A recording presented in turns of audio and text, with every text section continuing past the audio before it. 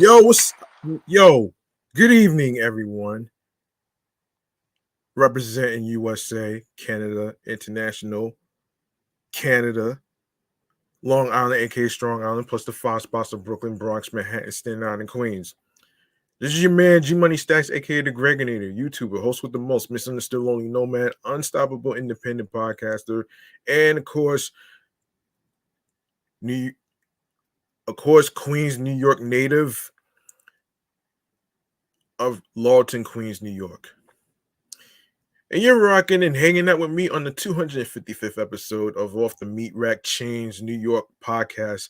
Um, Sorry for being a little late, due to a late dinner and a little difficulty with StreamYard in terms of the storages and stuff. But anyway, without further ado, man, if you are new to the channel and you miss any previous episodes whatsoever, don't worry, everything's gonna be covered by me, and we're live and direct from StreamYard alongside with YouTube, and aside of myself is the podcast show page on Instagram.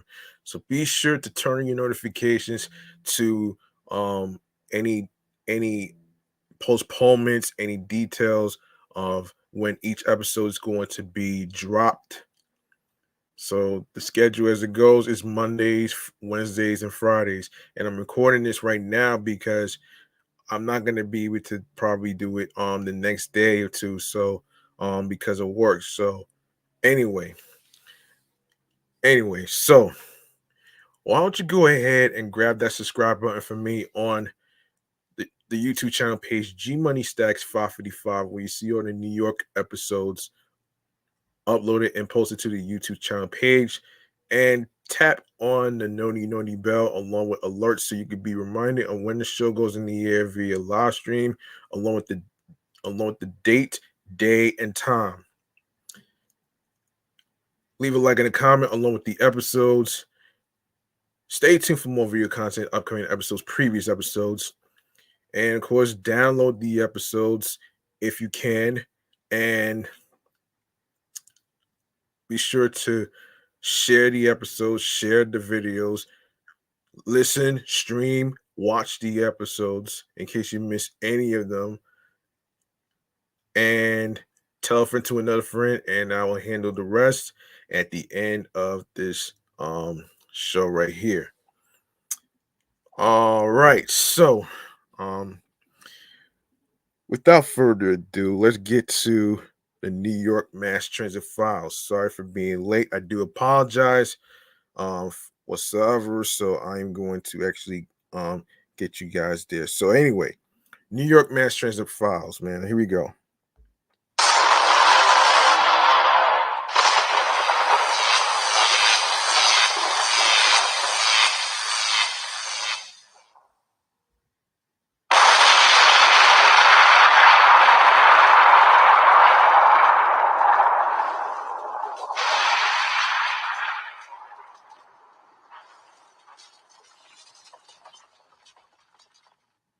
Yes, our first agenda in the New York Mass Transit files that we need to get to right here is Amtrak. Yes, Amtrak. So, and this is from ammy.com, by the way. And yeah, hold on one second.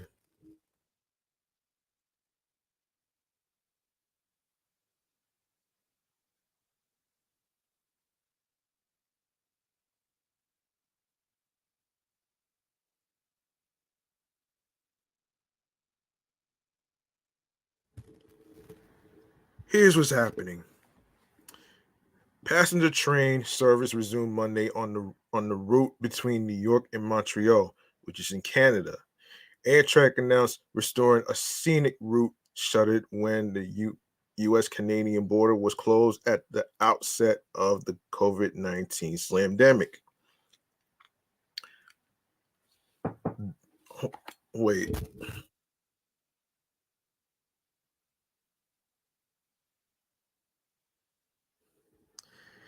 Yeah. Anyway, um, so the let's see, how can I pronounce? So the Adirondack train will run once per day in each direction between Penn Station and Quebec's largest metropolis. Trains will leave um Moynihan train hall at 8:41 a.m. and arrive at Montreal Central Station at 8:16 p.m. The same day, an 11.5-hour journey. In the other direction, trains will depart Montreal at 11:10 a.m. and chug into Penn Station at 10:15 p.m. The lengthy time frame is considerably longer than traveling by car or even by bus, and is also longer than the trip pre-slandemic, but it's worth it for the magnificent views offered of the upstate landscape.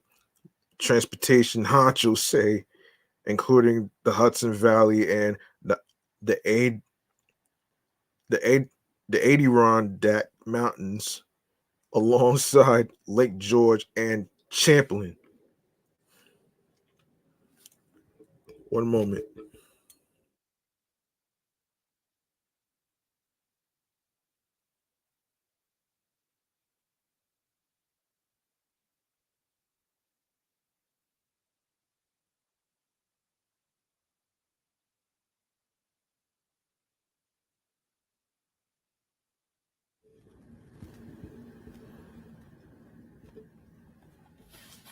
The cultural riches and natural beauty along the Adirondack train route amount to an experience that is unlike anything else in the world, said State Transportation Commissioner Marie Teresa, Teresa Dominguez in a statement. End quote. And it highlights the importance of this service, making it easy and fun for travelers to be able to enjoy the unique treasures of the Empire State. A round trip ticket costs $140, significantly more affordable than flying.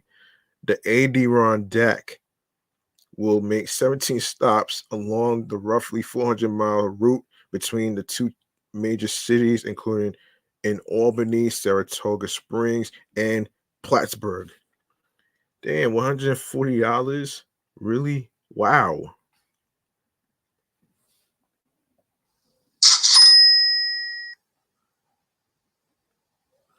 Okay, so the route was one of Amtrak's last to be reopened after after the slandemic era halt.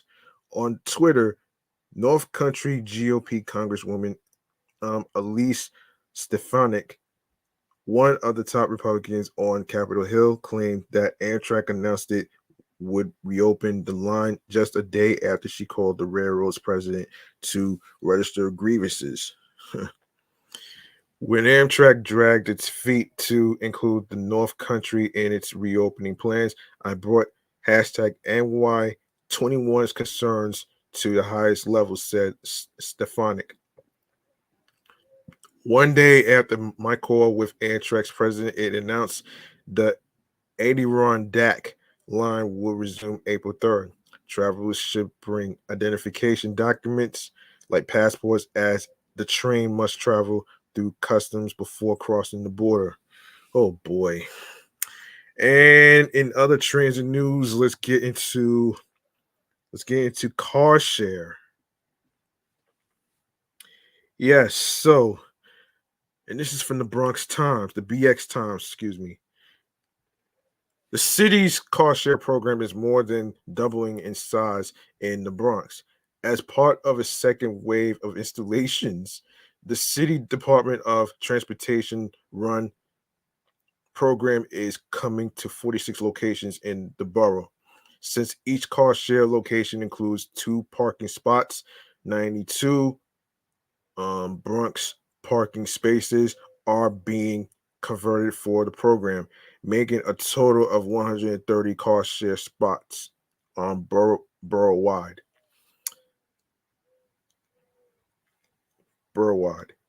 Carshare allows people to rent cars off the street using an app on their phone. The cars, which are rented through carshare companies like Zipcar, are kept in reserved parking spaces when they are not in use.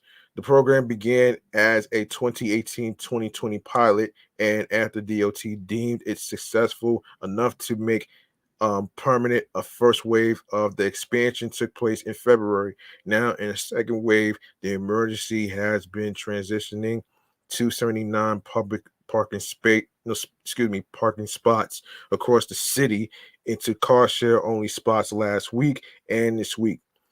In February, installations just 12 of 80 spots citywide were put in the Bronx, specifically in the Pelham Bay and Westchester Square sections.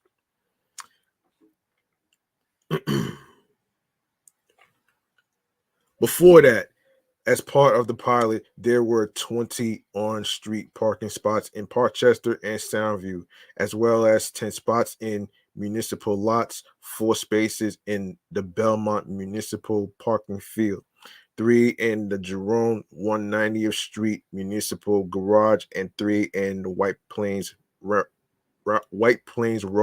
Municipal Parking Field. All of the spots that were installed during the pilot remain except for the Belmont spots, a DOT spokesperson told the Bronx Times.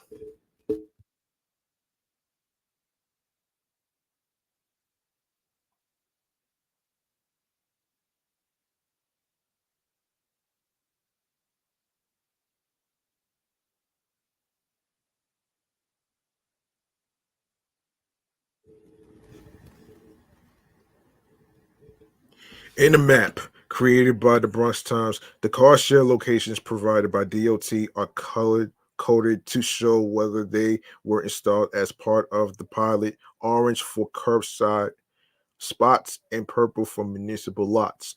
First wave brown or second wave blue to show how the program has grown within the borough. While car share spots in the pilot and first wave were relatively confined to certain parts of the Bronx, this latest wave scattered the spots across parts of the borough that hadn't seen the program before. One of the new spots is planned for 3600 Irwin Avenue, which is the same address for Riverdale Wonderland Daycare.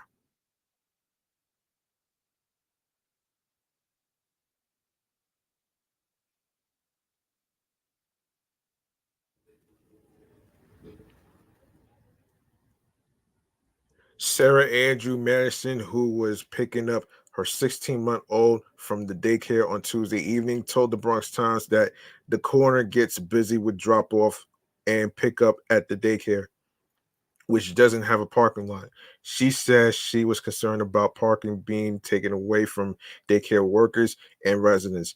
There's a lot of people coming to this particular corner to their kids drop their kids off, in the morning and to pick them up in the afternoon, the Riverdale resident said. So sometimes there is some double parking going on because there's not enough spaces already. As of Tuesday evening, the Irwin Avenue spot had not yet seen installed. Jeez, that has to be a major hassle for people.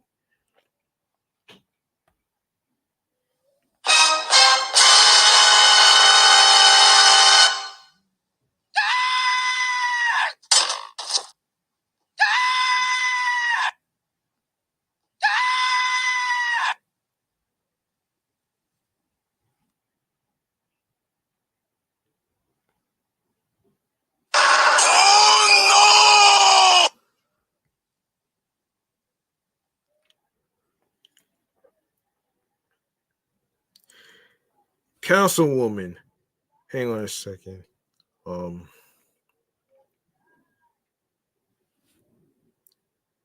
Hang on.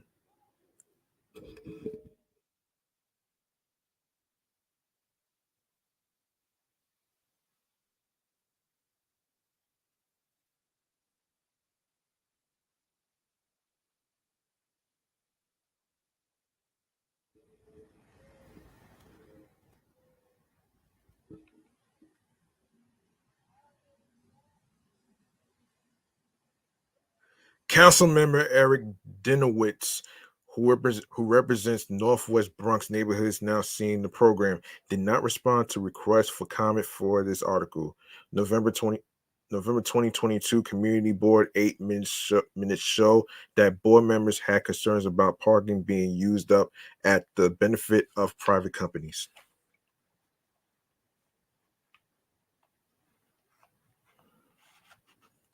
Carshare companies um, pay $475 per year for each pair of street parking spots. The fees are higher for municipal lots, and permits will be reassessed annually according to DOT's program package.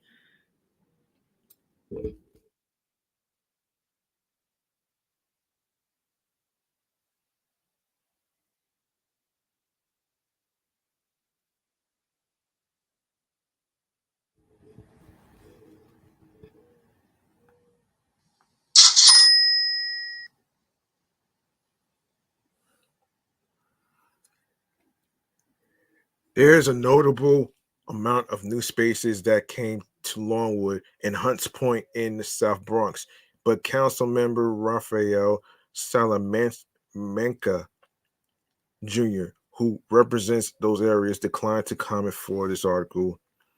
DOT did not say what neighborhoods would be getting the program next, only that future sites will be identified and installed throughout the year. The, but the Bronx Times learned in the fall that community boards across the borough were contacted by the city agency with lists of proposed locations that had been preliminarily approved for the program. The number of proposed spots differed between districts, with DOT floating more than 10 times as many locations in community districts 9 and 12 than in community districts 5 and 6. Council member Amanda Farias, a Parchester progressive whose district participated in the pilot and is getting an influx of parking spots in this wave of installations, told the Bronx Times that the program brings a transportation option that can alleviate the financial burden of car ownership to her constituents who face unreliable public transit. She hears from residents with cars that they don't even reap the full benefits of having a vehicle because they are scared to leave their parking spots while still facing maintenance costs and alternate side parking tickets.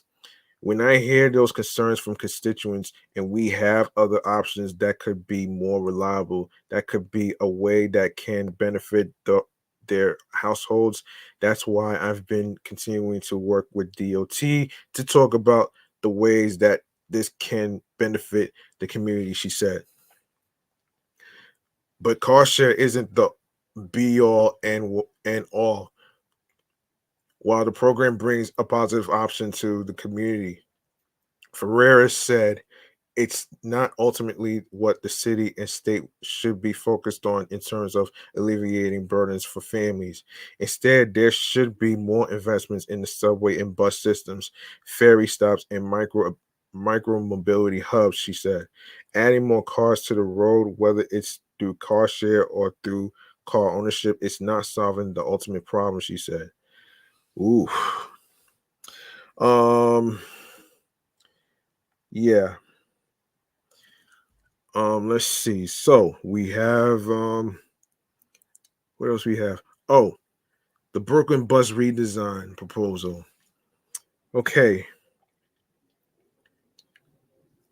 1 second.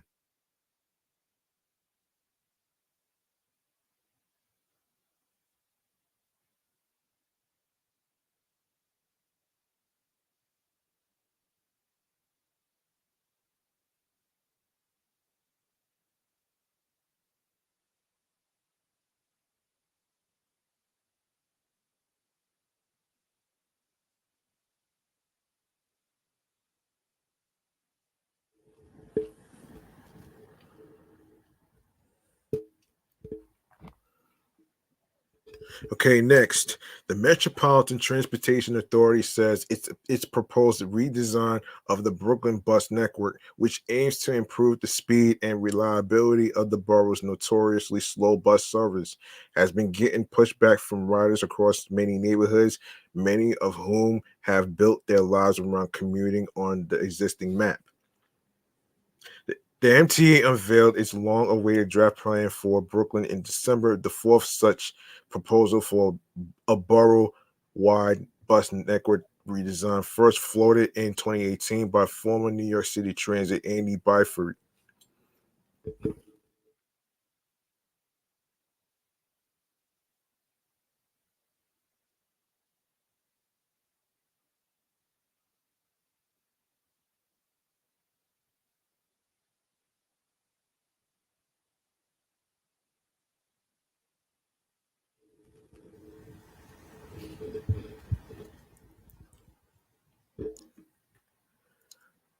So the MTA unveiled its long-awaited draft plan for Brooklyn in December, the fourth such proposal for a borough-wide bus network redesign, first floated in 2018 by former. Yeah, I already read that. Former New York City Transit President Andy Byford. Byford, a popular Englishman known by many as the Train Daddy, has promised to reimagine the city's ancient bus network, which had been unchanged for several decades and was still based on the streetcar lines that once crisscrossed the city and inspired the name of the Brooklyn Dodgers. The streetcar lines have long since been ripped out of the ground, excuse me. Yeah, yeah, ripped out of the ground. All right, so the city's buses disproportionately relied upon by low income, excuse me, by low income residents are the slowest in the nation and were averaging just 8.15 miles per hour in February. Bus speeds in Brooklyn are below the citywide average at about 7.19 miles per hour, exceeded only by the small light buses in Manhattan.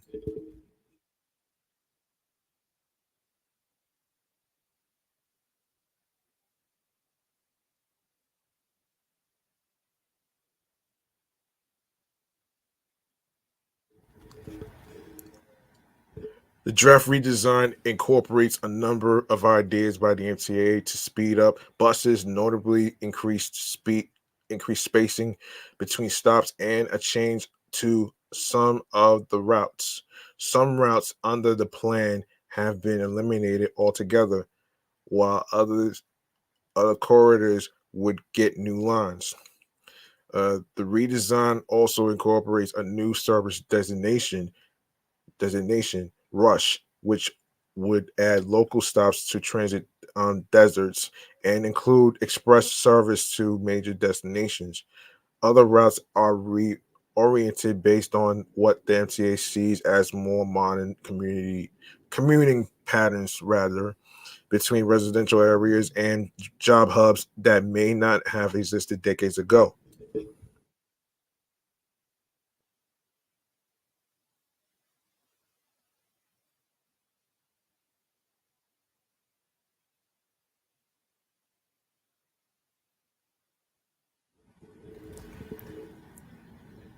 After a long slandemic induced delay, the Brooklyn network this redesign, which is still just a draft, was presented to the public, which has had the opportunity since January to comment on the proposal online and at public workshops.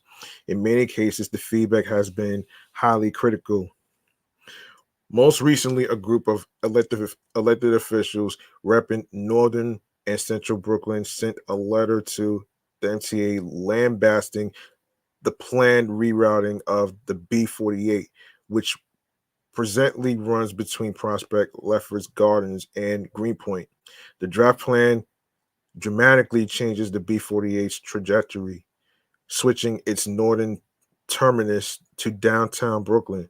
The elected the elected four state senators, five state assembly members, and four city council members say the rerouting destroys a vital connection between northern and central Brooklyn.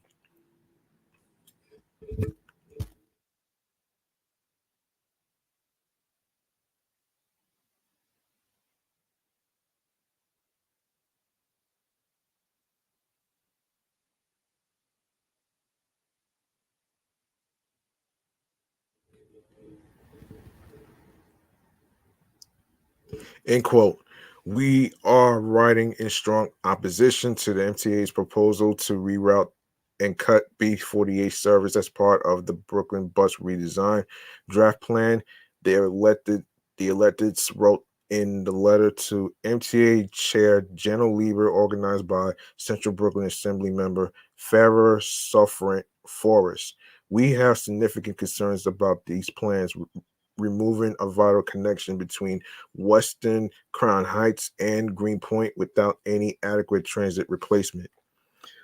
Under the plan, the northern part of the existing B48 route is slated to be swapped with the B69, which presently runs from downtown Brooklyn to Kensington.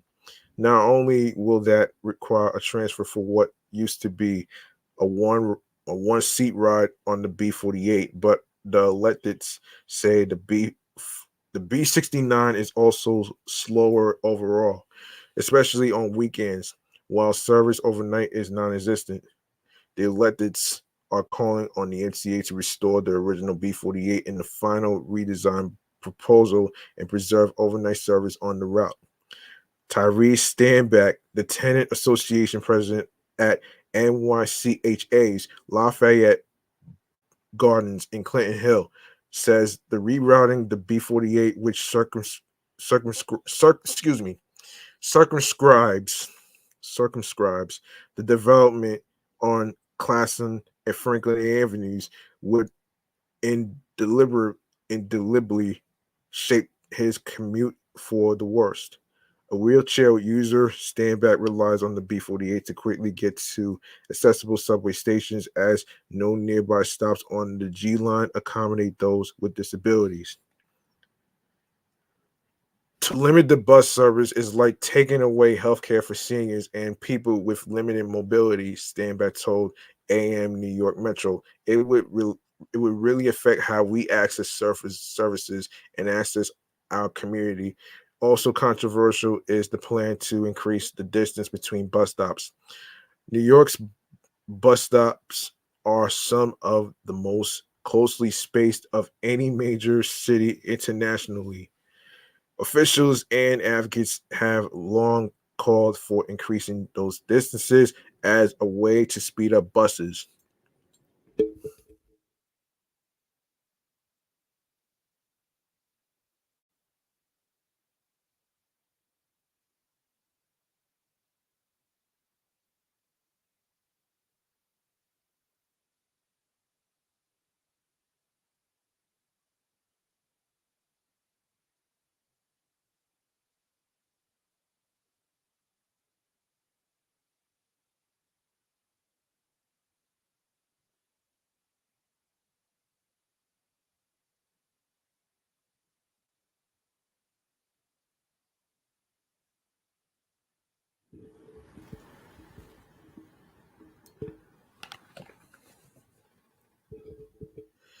But that has not gone over well, particularly in southern Brooklyn neighborhoods with large senior populations reliant on buses.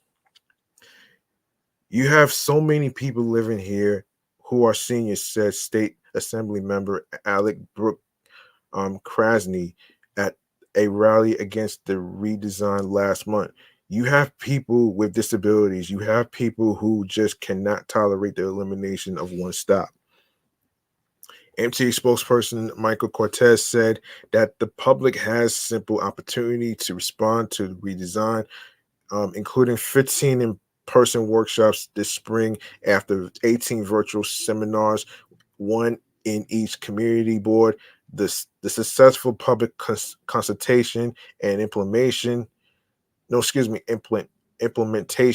of the Bronx bus redesign process is a blueprint for improving borough bus networks as Bronx bus riders have experienced shorter travel times, faster buses, and more all-day service, with customers noticing the difference between reporting higher satisfaction with their journeys, said Cortez. And listening to the voices of Brooklyn bus riders will be an integral part of the Brooklyn bus redesign, as the MTA is in the early stages of modernizing the borough's bus network for more reliable, frequent service with better connections. And we invite everyone to participate in that process. um, The MTA completed the redesign of the Staten Island Express bus network before the slamdemic, when the process halted. The Bronx network plan was completed last summer, while the final Queens proposal is expected sometime this year. In the Bronx, where 258 stops were removed, 22 of those were restored following community feedback. Bus ridership rose by 6% following the redesign between September and November of last year, according to the MTA. Bus speeds in the Bronx also increased somewhat, though not by much. Local buses in the Bronx saw a 2% increase in tempo following the redesign, while 13 routes that saw significant changes sped up by 4%, the MTA says. Cortez noted that customer satisfaction had increased among Bronx bus riders since the redesign's implementation, and that wait times have been reduced on 10 routes with more frequent service. As it is, there's only so much a network redesign can do to speed up buses on New York's notoriously congested roads. City city leaders and the MTA had lobbied Albany to include funding in the state budget for automated bus lane enforcement, cameras, expanding and making permanent a program automatically ticketing drivers parked in bus lanes and blocking the flow of jitneys. Funding for the cameras was included in Governor Kathy Hochul's and the state's Senate's budget proposals, but not the Assembly's.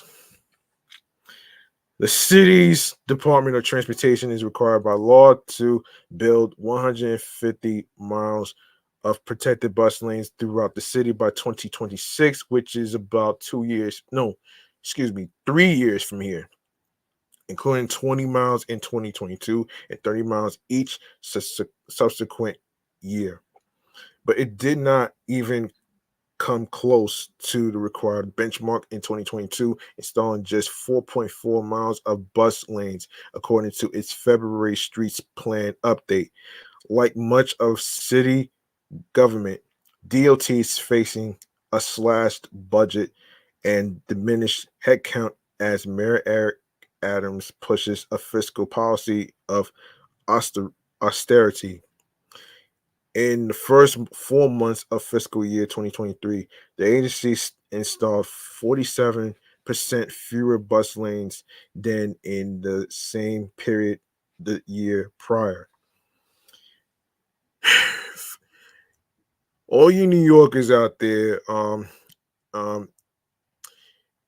you can share your thoughts in the comments about the Brooklyn bus redesign, as far as like what you think about it. For all you people that's in Brooklyn, you can chime in on the topic right here in the segment of New York Transit Files. And what else? Yeah, and tell us what you think about and also people in the Bronx, tell us what you think about the Carshare spots. Um, is it really is it really does it make it harder for people? Does it make it easier for people to actually drop their kids off to daycare and pick them up, or does it make it even harder to find parking? So let us know. Let us know in the comments, and of course, the Amtrak topic. Let us know in the comments what you think about those three topics right there. All right. So on to the next one.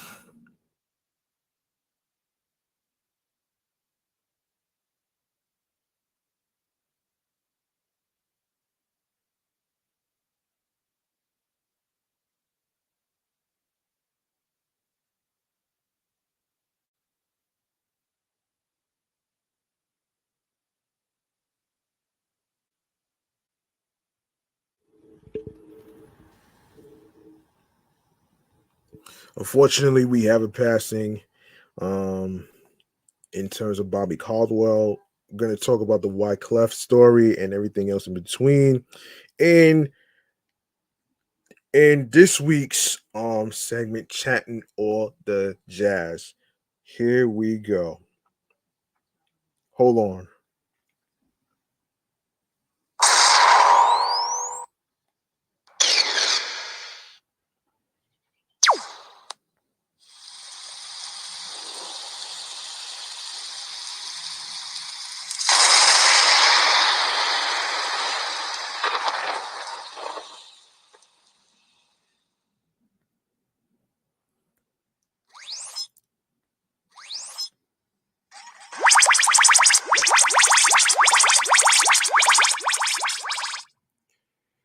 Okay, on to the passing of Bobby Caldwell.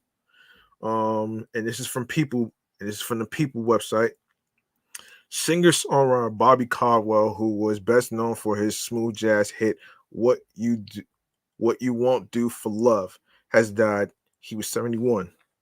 Caldwell died on Tuesday at his home in New Jersey. His wife, Mary Caldwell, confirmed on Twitter. TMZ was first to report the news. I held him tight in my arms as he left us. I am forever heartbroken. Thanks to all of you for your many prayers over the years. She wrote, rest with God, my love. Mary wrote that she believed her husband had been floxed, a term used by some to describe rare but painful side effects of fluoroquinolone antibiotics, according to the Atlantic. Caldwell, Caldwell, was known for his Blue Eyed Soul and What You Won't Do for Love, which appeared on his eponymous debut album in 1978, cracked the top 10 of the Billboard Hot 100. The song went on to be a classic and was covered by artists including Boyz II Men, Michael Bolton, and Natalie Cole and Peebo Bryson. It was also famously sampled by the late great Tupac Shakur on his humorous 1998 hit "Do for Love." Caldwell was born in Manhattan and raised in Miami in a showbiz family. Both of his parents were singers and hosted Supper Time, one of TV's first musical variety programs, according to his website. He was raised on the music of Frank Sinatra, Nat King Cole, Tony Bennett, and the Beatles, and started his own career as a rhythm guitarist for Little Richard in the early 1970s, according to Los Angeles Times. Um, Colwell's first tour was opening for Natalie Cole, and in a 2005 interview with NPR, he recalled the audience's surprise at discovering he was white, as his soulful vocals suggested otherwise. End quote. I was very surprised at seeing nothing but black people in the audience, and certainly they were probably more surprised than I was. He said, most of the wonderful people I've gotten to know in the radio business, they all say the same thing. It's like a universal language and should have no barriers. In the aftermath of What You Won't Do for Love, Caldwell began writing for other artists at the suggestion of his friend Boz Skaggs, and ended up penning hits like "The Next Time I Fall" for stars like Amy Grant and Peter Cetera. In the songwriter community, I eventually established myself as someone who could be a chameleon and tailor things for other people. Caldwell um told the Los Angeles Times in 1991.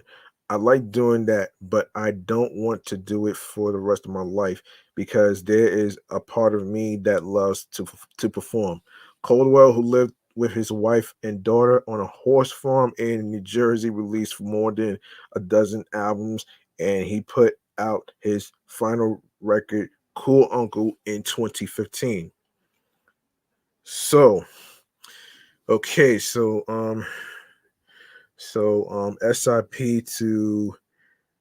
to Bobby Caldwell. He will be missed.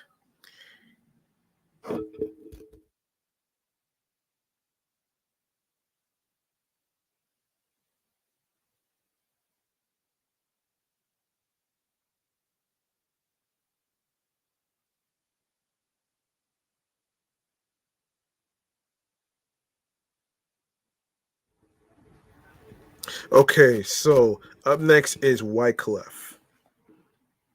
Wyclef Wyclef Jean alarmed fans this week with a video revealing his first ever stay in the hospital, but thankfully the former Fuji star is looking at a full recovery after he gets home. No, after he gets some much needed rest. Wyclef tells TMZ after returning to Los Angeles and Miami last weekend, he felt numbness on the right side of his face and immediately sought care from his family doctor, who sent him to the ER. Uh, he says the test Dr. Wally Lashin requested an overnight stay in the hospital, and the early indication is his face numbness was the result of exhaustion, which is also likely stress related. And Wyclef's thanking all of his concerned fans and says he's back at home with more tests to follow next week. And he's currently promoting an all electric supercar with a top speed of 190 miles per hour, but it's probably best he cruise in the slow lane for now, doctor's orders. True.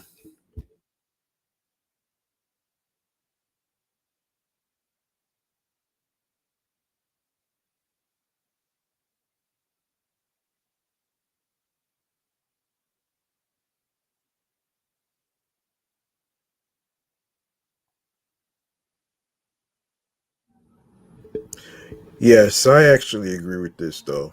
Um when you try to do too much as far as like, doing performances and stuff like that, whether it's a tour or not, it's very important to actually listen to your whole body. And I actually agree with this.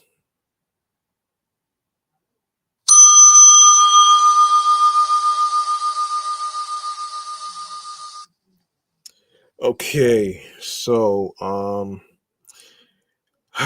there was a recent school shooting in Nashville. Um I'm pretty sure some people already actually discussed this already, but it's crazy, man. It's fucking crazy. Okay, so the mother, according to the New York Post, the mother of the Nashville school shooter who killed six people, including three 9-year olds, appeared to be a gun control activist who once urged friends on Facebook to sign a petition calling for keeping firearms out of schools. So important, Norma Hale wrote in a March 8th, 2018 Facebook post as she shared the petition to keep guns out of schools that appeared to be from the Sandy Hook Promise Foundation. Oh Lord. Oh Lord. This is crazy, man. There's been too many school shootings already. There's been a school shooting in fucking Detroit, Michigan. You know what I'm saying? And I don't think that's crazy, man.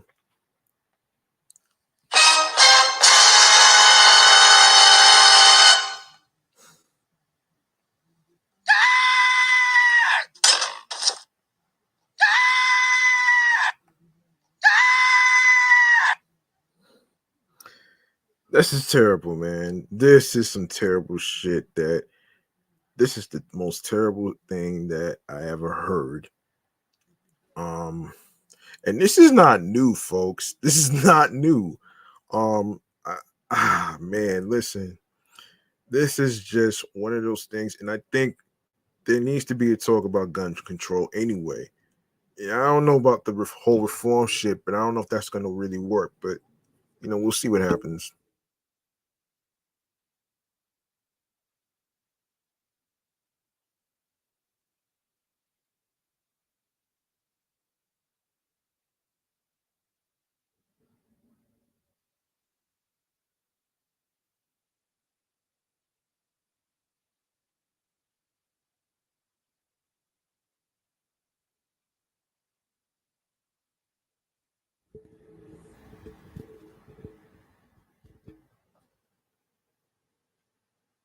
Oh no! This is crazy, man. Oh my gosh. Okay. Um. So, man, let me just breathe this in. Just forgive me. Um, I don't have any more words to say about this, but this is just crazy. But anyway, where was I? Yes, the web page's domain to the petition did not appear to exist anymore. In another post from February 21st, 2018, Hale shared another petition from Sandy Hook Promise urging lawmakers to make large capacity gun magazines illegal. Um, Hale's adult child, Audrey Hale, carried out Monday's horrific mass shooting at the Covenant School on Monday morning. The 28-year-old, believed to be a former student at the small Christian school, was carrying at least two assault rifles and a handgun, police said. Oh, lordy lord. This is crazy, man. This is ridiculous. This is ridiculous. Like, seriously? Like, you really, really, really want it. I don't know, man. This right there sounds like it just sounds let me just express how I feel about this story. This is disgusting. And I think sometimes people like that who want to shoot up the school and all that, you gotta wait for karma to hit them in the face like a sheet of ice with a sword.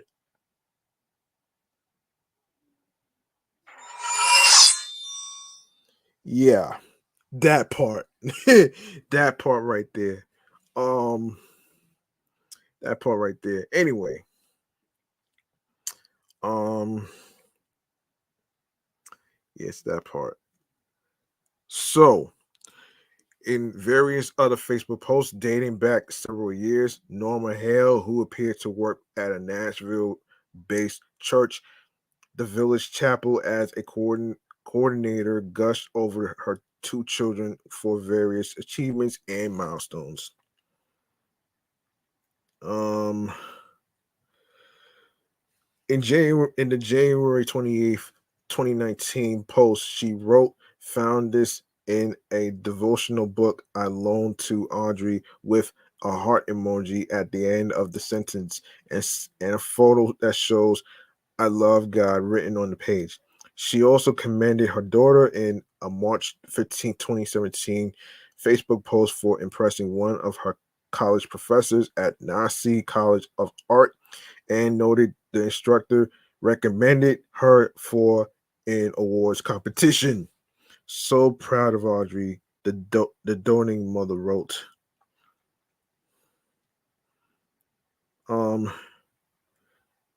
she also stated in an August 2015 post that Audrey wrote thank you notes to all her professors at the end of her summer semester, including to one teacher who lost her son in a car accident a year prior.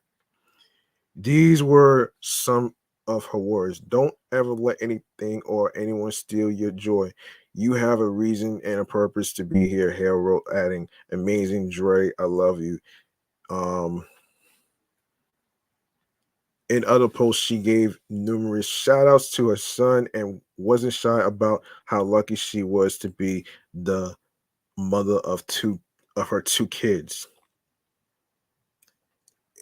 In October 6, 2017 post, she wrote, just grateful to be a mom of these two awesome kids with photos of Audrey and her brother growing up through the years. Mother's Day 2014, she posted in May 2014 with a photo of her and her two children.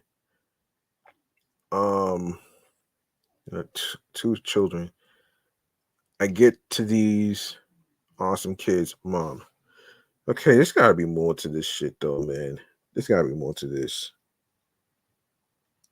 Yeah, there's gotta be more to this.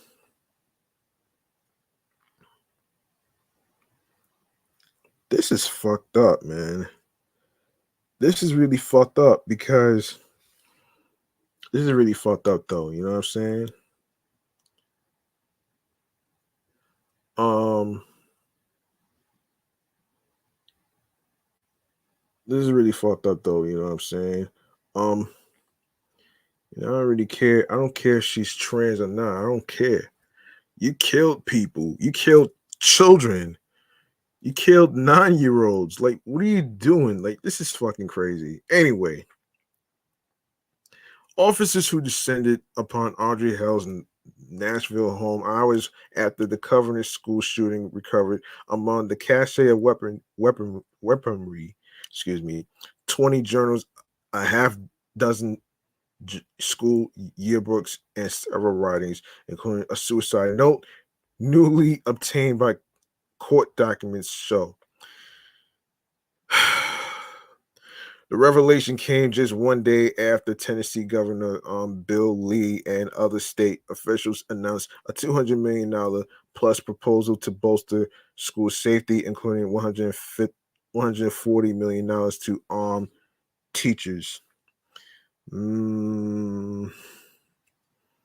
Okay, I don't know about all that, but that sounds like, I don't know, man. That sounds like double trouble, man. You know what I mean? Yeah. I know people gonna say guns don't kill people, but really, it kind of does, man. It it kind of does if you really think about it, though. I mean, I know, some people might be wondering, like, which one's more important, having a gun or or or the lives of the people, including the kids? Um, yeah, that right there is just that right there is just really fucked up right there, man. It really is.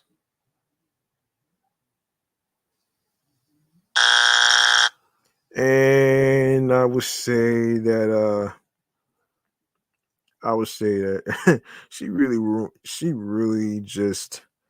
she really fucked up this time.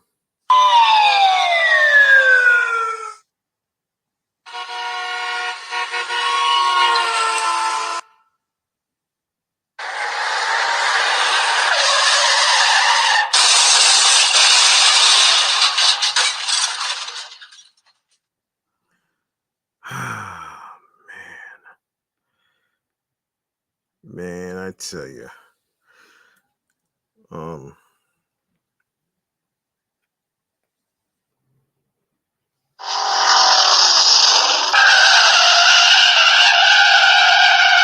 Why don't you look me up?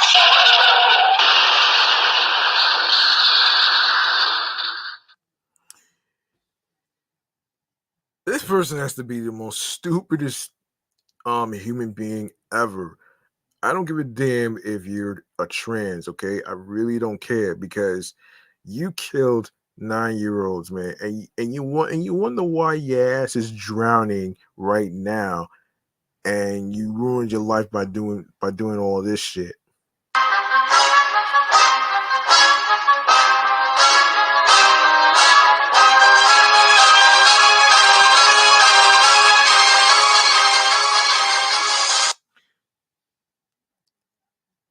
Here's the thing, man. Y'all y'all need to have a little y'all need to have a talk with this whole gun reform shit. Y'all really gotta talk this shit out because every year is always a school shooting. And you wonder why people don't feel safe. You know what I'm saying? You wonder why people don't feel safe, man. And there's more to this story that meets the eye too. Oh, oh man, there's more that meets the eye, man. This is just so yes, yes, so oh gosh, so yeah, $200 and $400. I ain't gonna fix shit, but I don't know.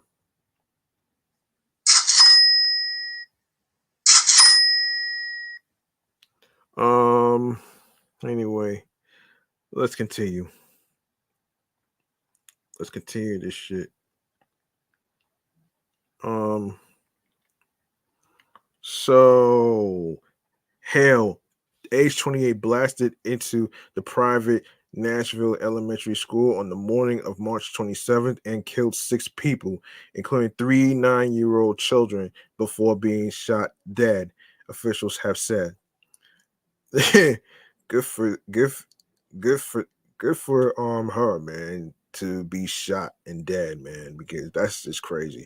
The Metro Nashville Police Department executed a search warrant um hours later at the Bridgewood Avenue home where the shooter lived with her parents. Investigators raided the brick faced single story home around 3 p.m. local time for any evidence in connection with the mass murder. They left with dozens of items spanning from technology to firearms to healthcare cards, according to an inventory of seized property obtained by the Post Tuesday. The 9-page document lists 47 lines of items taken from the home, including 20 journals, Haley's suicide note, other notes written by Hale, 2 memoirs, 5 school yearbooks, 5 laptops, and 7 cell phones. One of, hold on.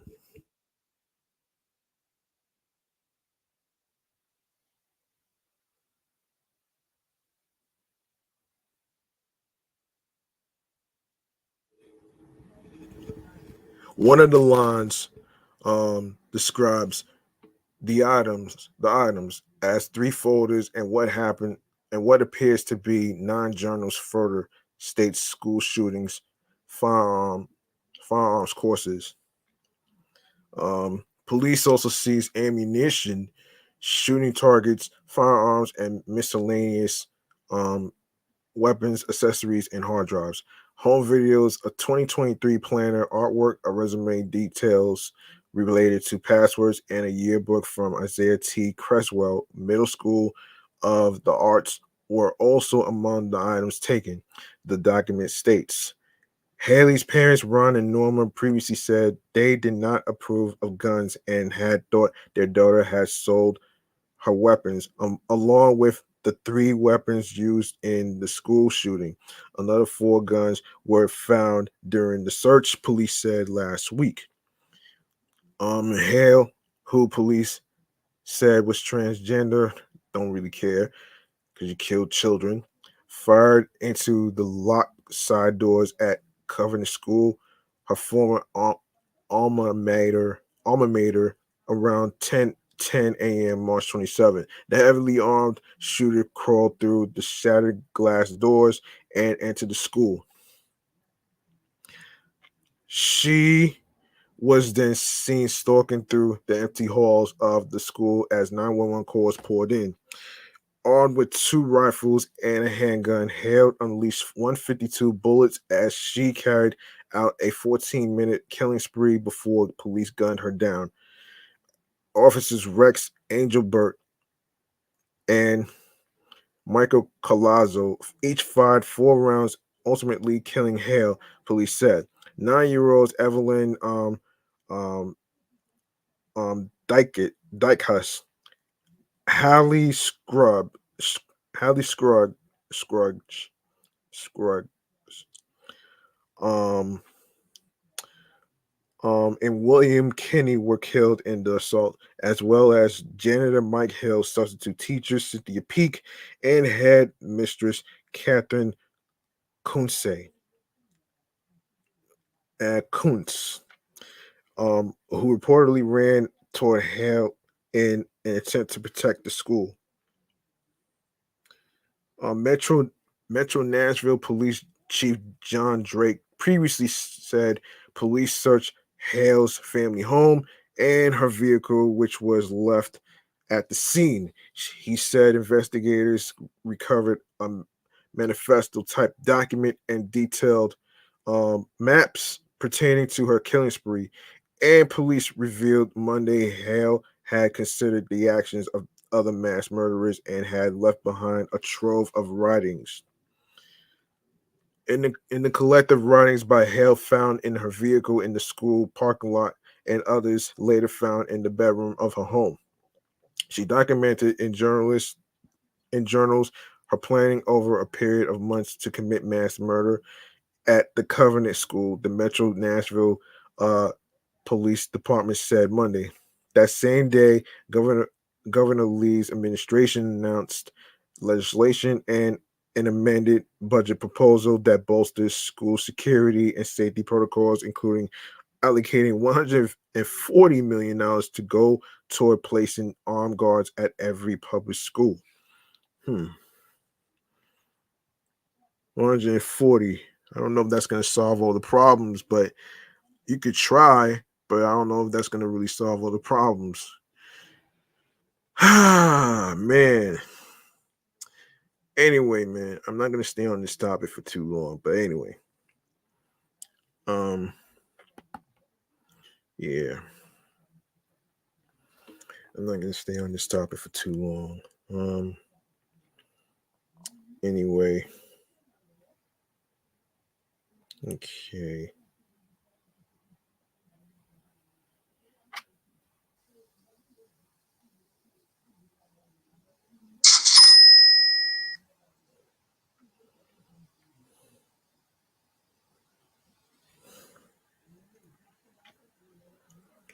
The administration also proposed, what is it?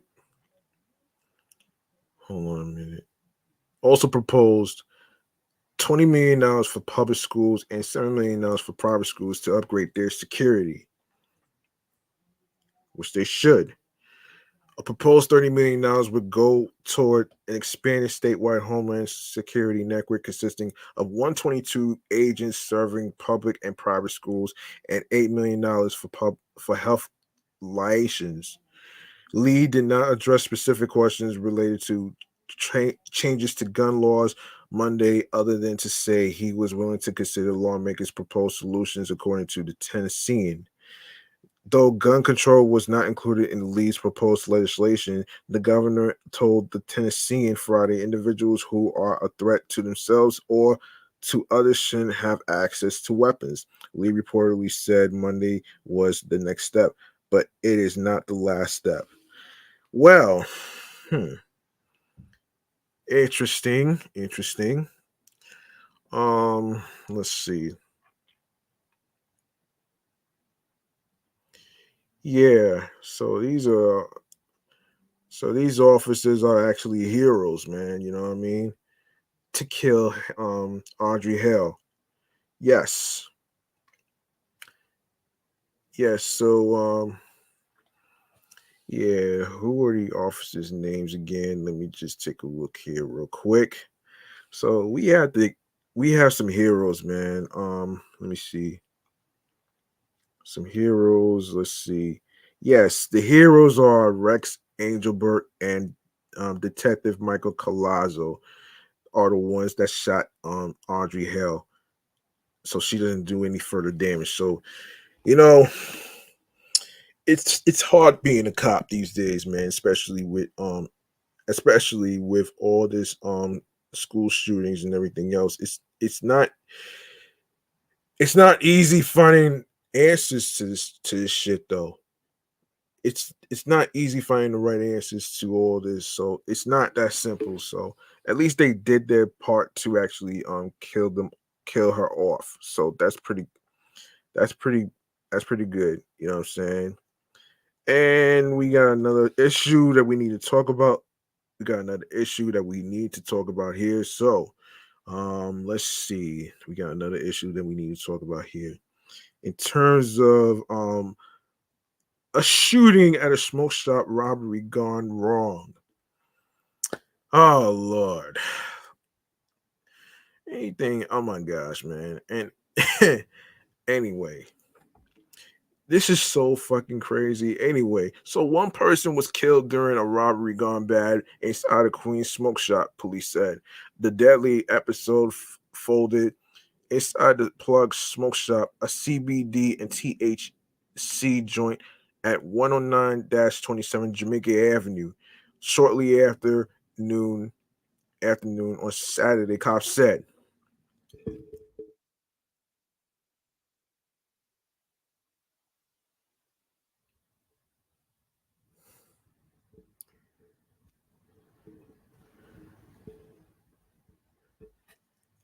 Um Police responding to a call of shots fired found a 20-year-old worker with a gunshot blast in his chest, the NYPD said.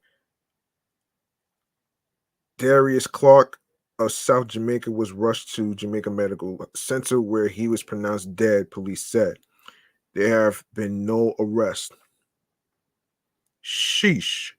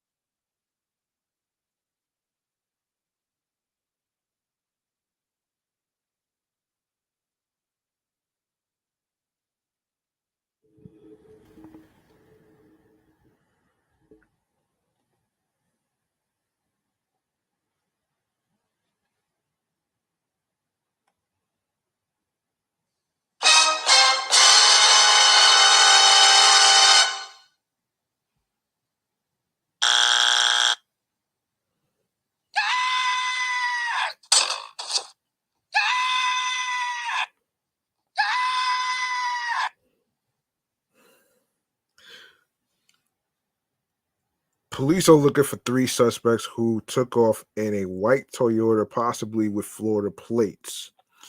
Hmm.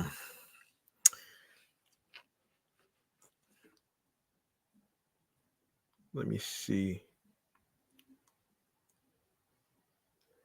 It's the same story. They are getting robbed because they do a cash business and they have drugs. It's a 2-for-1, said one weary Queens cop. Also, there are over 1,200 smoke shops in the city. They are in every neighborhood, good and bad. Um, Good and bad.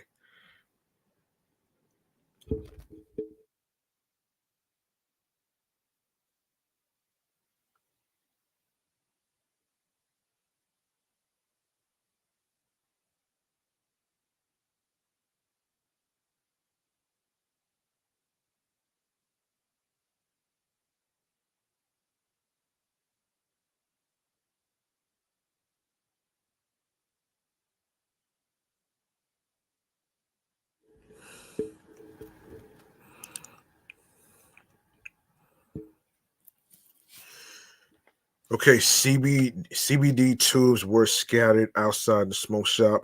Possible evidence of what the robbers dropped from their heist of CBD cartridges and other drug paraphernalia. paraphernalia. The killing is just the latest in a surge of shootings involving city smoke shops. Last month, a man was fatally shot at a Harlem smoke shop near the busy intersection at 125th Street and Fifth Avenue, police and sources said. Dramatic surveillance footage captured the aftermath of the killing at Level Up exotics showing the victim stumbling across the street and collapsing into a pool of blood. Damn. Damn. Damn. Damn, that's crazy, man. That's really crazy, man.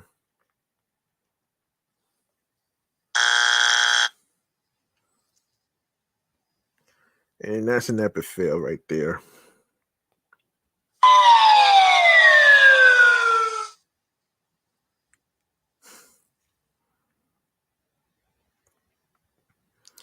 That's an epic fail right there, man.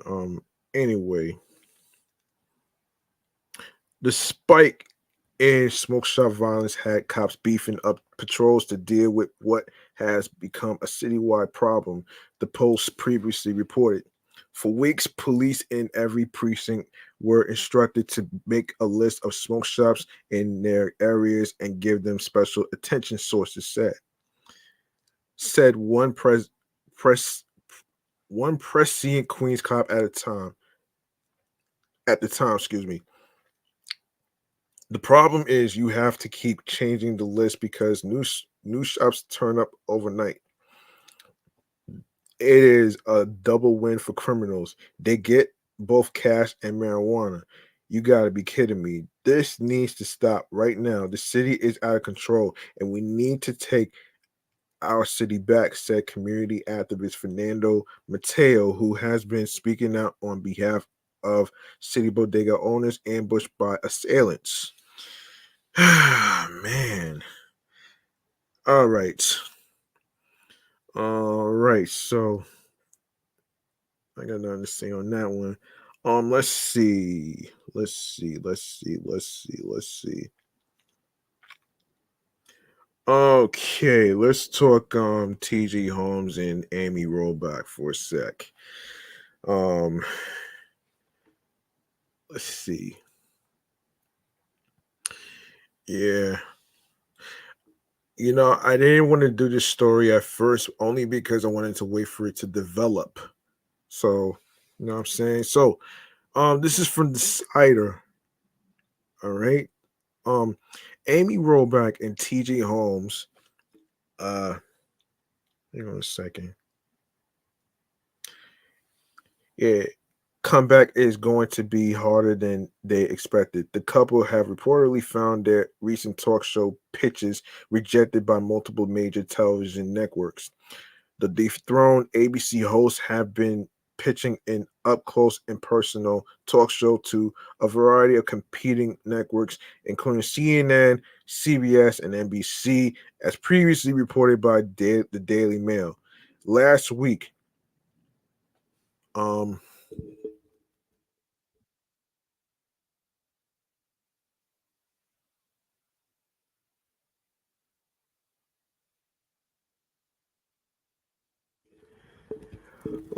it was reported that they were attempting to sell their chemistry to the producers behind the Ellen Show.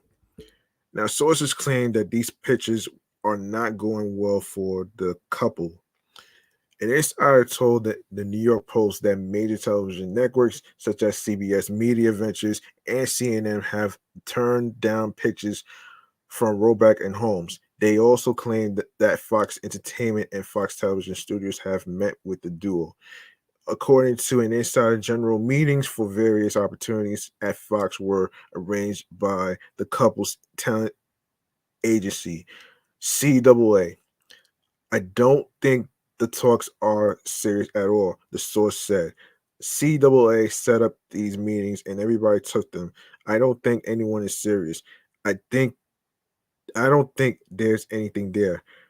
The two hosts are still allegedly meeting with additional media companies.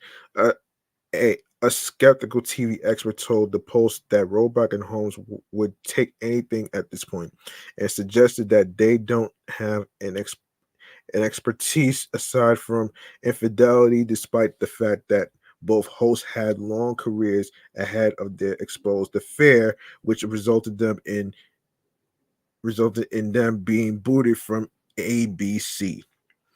Well, no one told them to have an affair. No one told them to actually announce their affair on air on TV anyway. So why would you do that? Why the hell would you do that? That's like the worst thing a person a person could actually do. That's crazy, man. And shout outs to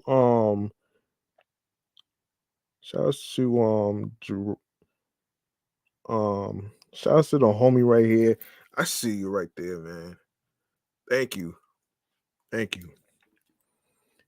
Um appreciate you. All right. So anyway, where was I? Yes.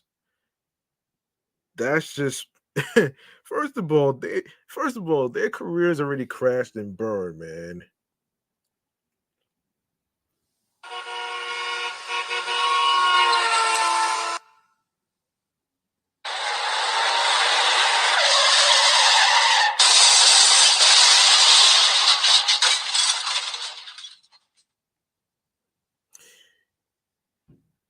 Yes.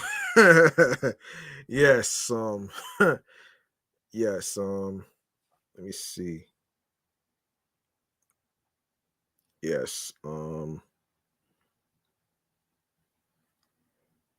Mhm. Yes, so let's see.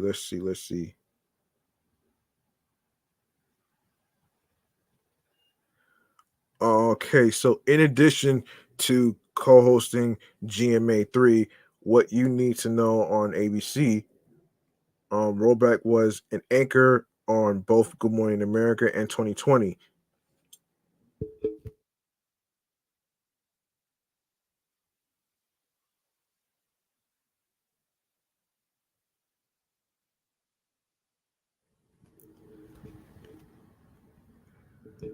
Roback also worked for MSNBC as a morning news anchor before moving to NBC to be a national correspondent and co-host of the Saturday broadcast, The Today Show.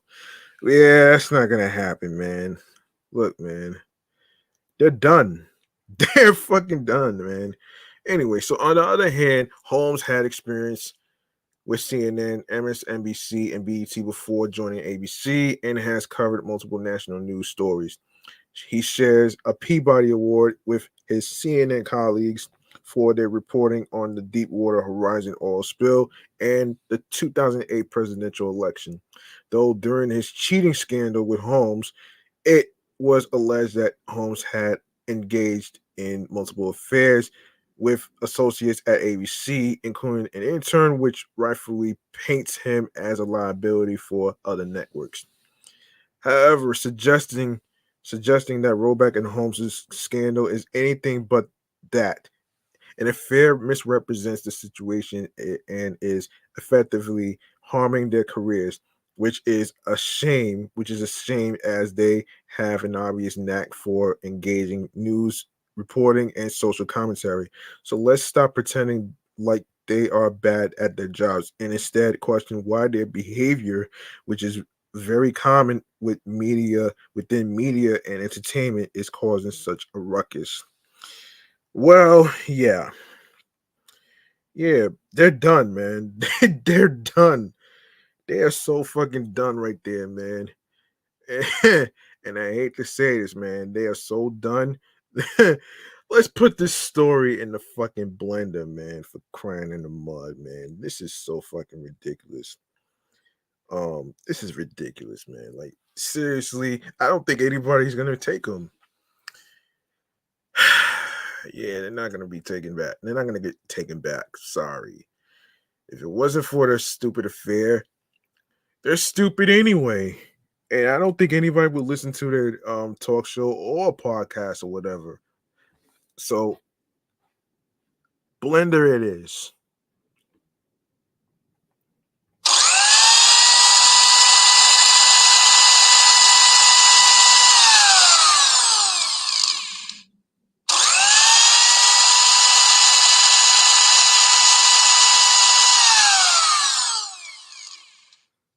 Yeah, that part too, man.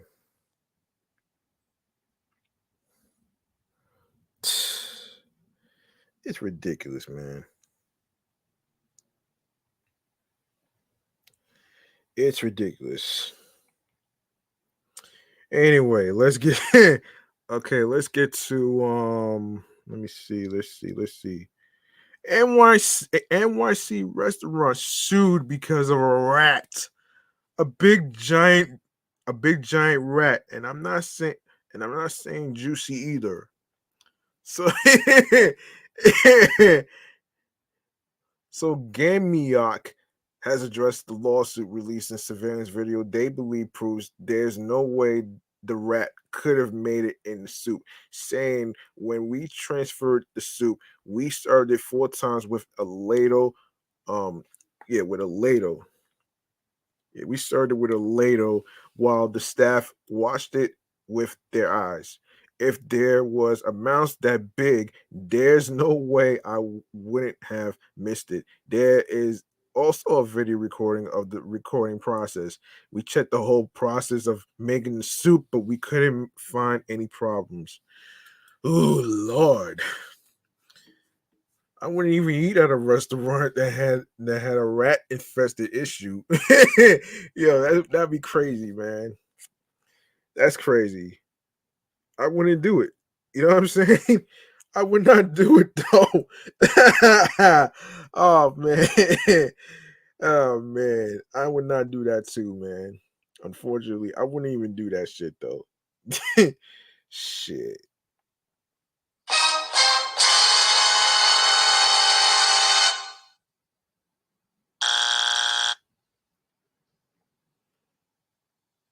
Hmm. Oh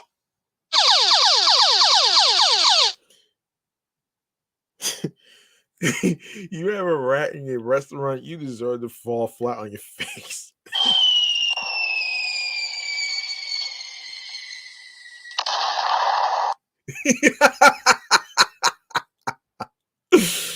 Oh man.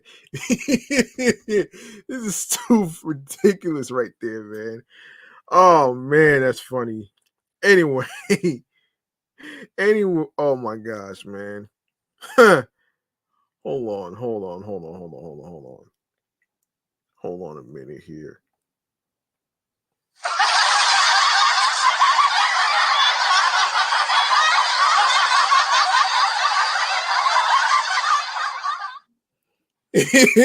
Yeah, this is so fucking crazy, man.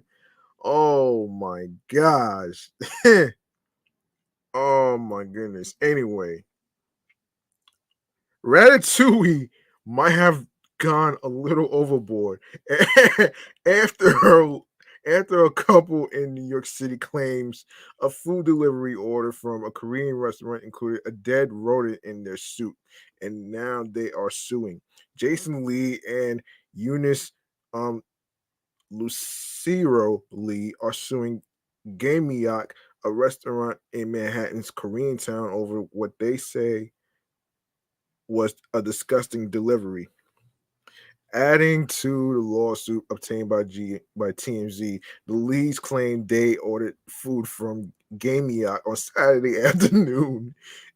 when they got their when they got the meal at their home, they started eating and discovered a rodent in what appears to be a bowl of soup.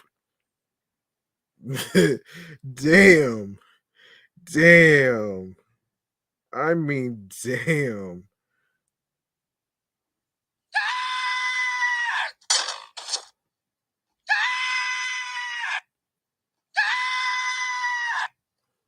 Yeah. um, the Lees claimed they became disgusted and violently sick after finding the rodent in their food. They say they started vomiting and sought medical attention. Oh wow. Oh boy. Um, the couple claimed the alleged incident caused them severe, serious, and permanent personal injuries plus emotional distress. In the suit, the Lees claimed Gamiak had gotten a C grade from the NYC Health Department in January, the worst possible letter grade, but they didn't know about it when they placed their order.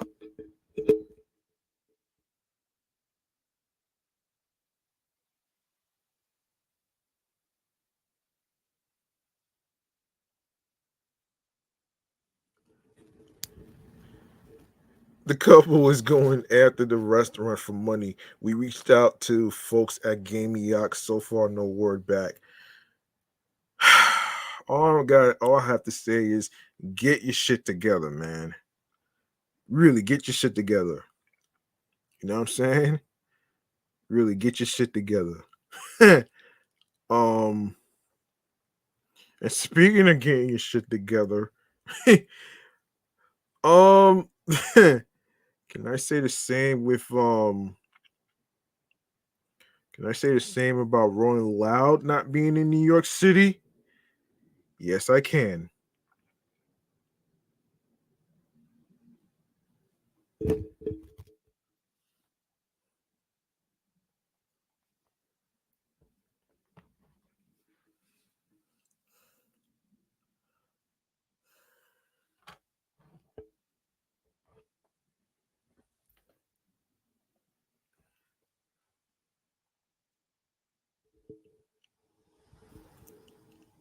Okay, Rolling Loud. According to Billboard, here's what's happening with that one right there. Fans of the tri-state area will have to forego Rolling Loud New York this year, as the event's organizers revealed on Friday, March 17th, that plans to execute a festival in the Big Apple are no longer in the works. The announcement cited logistical factors as the primary reason for canceling. For, for the last few years, we've made some legendary moments happen in Queens. The statement reads,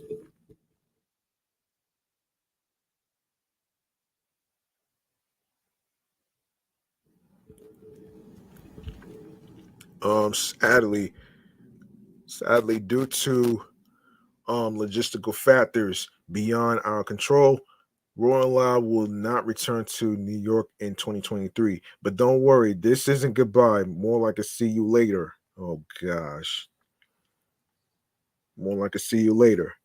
We'll be back in New York when the time is right. In the meantime, we invite all of our New York fans to meet us in Miami, July 21st to the 23rd for our biggest, best festival of the year.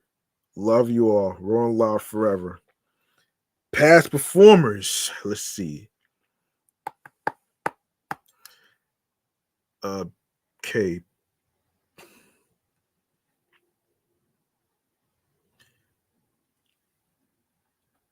Okay. Past performers at Rolling Loud, New York included hometown favorites such as 50 Cent, Nicki Minaj, ASAP Rocky, and more. Originating in 2015, Rolling Loud has become one of hip hop's preeminent festivals, netting top tiers artists such as Kendrick Lamar, J. Cole, and Post Malone. The popular festival expanded past its Miami roots and touched down in various cities, including New York and LA, which is Los Angeles. Rolling Loud California 2023 featured future Travis Scott and Playboy Cardi as its headliners earlier this month.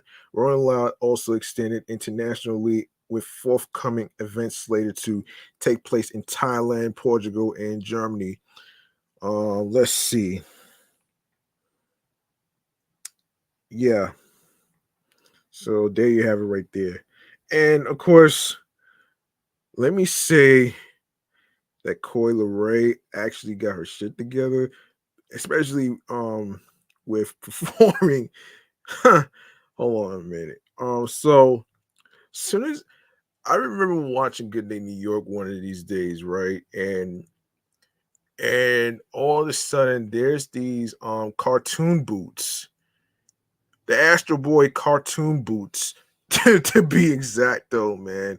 And and I'll say this though, man, this is one of those things. So, and this is from Footwear News actually. So, Coi Leray had all eyes on her at the Philadelphia 76ers basketball game against the Brooklyn Nets on February 11th. The rapper performed her hit single "Players" during the game's halftime show at Barclays Center in New York City. The 76ers beat the Nets 101-98. Leray immediately went viral after the appearance, as several videos showed her dancing in Mischief's Astro Boy inspired boots. Shortly after the show, um, the chart topping rapper uploaded a series of carousal style images on Instagram to give her followers a closer look at her outfit and big red boots. Um, at Brooklyn Nets, thank you for having me. Leray wrote under the photo along with a CL and red heart emoji. Um,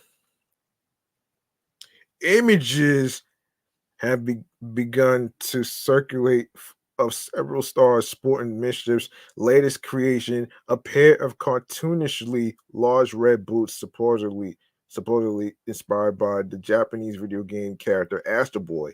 The Stompers, called the Big Red Boot, will release on February 16th, which is already out right now on mischief.com. And MSCF MSCH's CHF's sneaker app, and will retail for $350. What the hell? No, man. I'm not wearing that shit. Like, why would I do that? That's fucking crazy.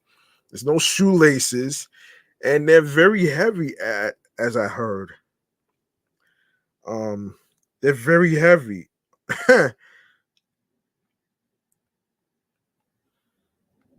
Yeah, it's just crazy, man. I would never really wear it.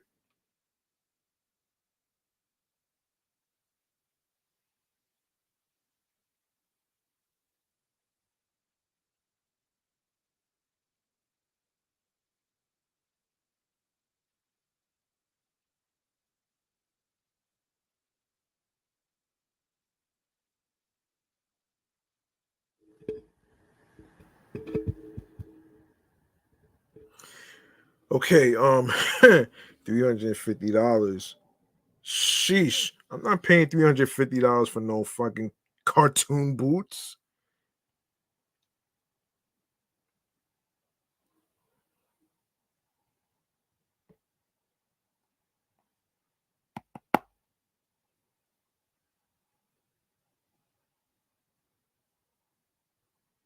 Why the hell would I pay $350 for cartoon boots? That's beyond me. That right there, it just that's kind of like crazy and highway robbery to me. So yeah. Anyway, so the big red boots are made of TPU, which is what many phone cases are made of, rubber and an EVA foam outside sole and a midsole. EVA is the same material that Crocs are made of. Oh shit, really?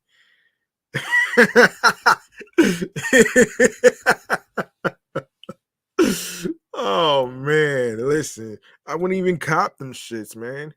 I wouldn't cop them, and neither, and neither should you. Oh man, oh my goodness, man. Um, in a statement, in a statement made by MSC they acknowledge that the boots are really not shaped like feet, but they are extremely shaped like boots.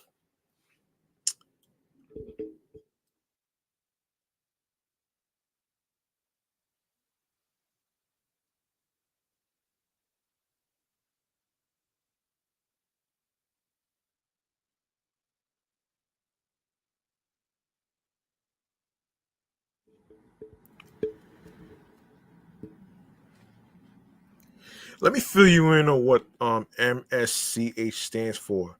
So, for those of you who may not know what it stands for, MSCHF stands for Miscellaneous Mischief. It is an art and advertising collective based in Brooklyn, New York. Like, I'm really gonna waste my money on fucking I'm not wasting my money on fucking whatever that shit is, man. Cartoon boots. I'm not doing that. I ain't doing that shit, man. That's ridiculous, man. And they're not even, and they're heavier than Timberland boots. If you really want to get technical, the shit is heavier than Timberland boots. Oh shit. It is way heavier than Timberland boots, man. Way heavier. Way heavier, man. All right, so Leray styled the big red boots with a black short sleeve zip up bodysuit and sheer tights.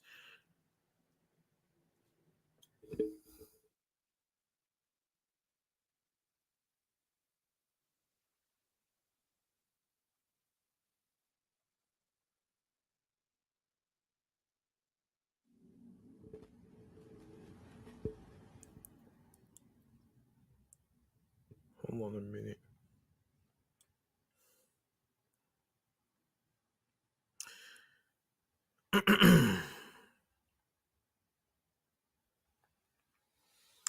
Okay.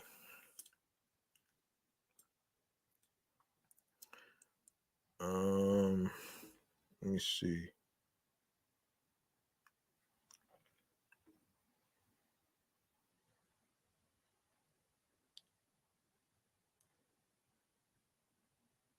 Yes, so no more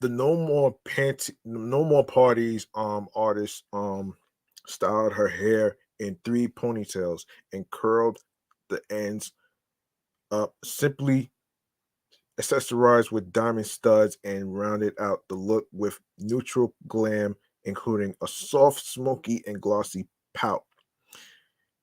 Oh gosh. When it comes to fashion, Leray has a futuristic and edgy sartorial aesthetic that places emphasis on color and structure. She favors statements pieces from lu- luxury labels like Louis Vuitton, Balmain, and Gucci. On the footwear, she will likely reach for strappy sandals and platform sneakers, combat and boots. Hmm. Okay, so there you have it right there. Um, all right. So, we got one more thing. And Coi Leray not the only person that's rocking those red Astro Boy cartoon boots, by the way. Um and highs nobiety. Let's see. So, yes, so bringing together all of the products we care most about, from limited edition sneaker drops to handcrafted homeware. The Highs Nobiety shop is a curated mix of our favorite brands from across the globe, with new products filling up our virtual shelves every week, including seasonal collections and exclusive collaborations from our in house label. It can be hard to keep up with at times. So consider this your manual to what's happening in our online store. This week, we're keeping you up to date with eco conscious seasonal offerings from Aluwalia, the latest sneakers from New Balance, our um, our new labels, SS23 offerings, and much more. Let's see. This is ridiculous. What the hell? What is this? What the hell is this, man? Anyway, so why did I do this? Oh, right.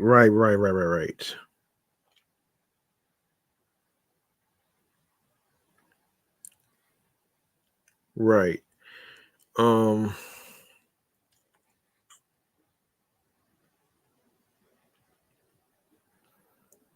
okay, so let's see. Let's go to all right, so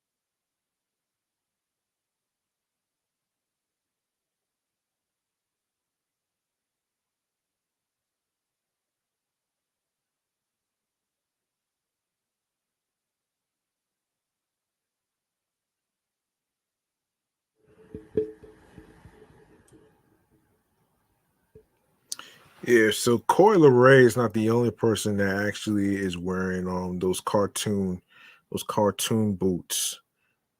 So there's also there's also it's also others that's actually been sporting them shits out too. And this goes to people like let me see. Just saw this damn thing. Hold on.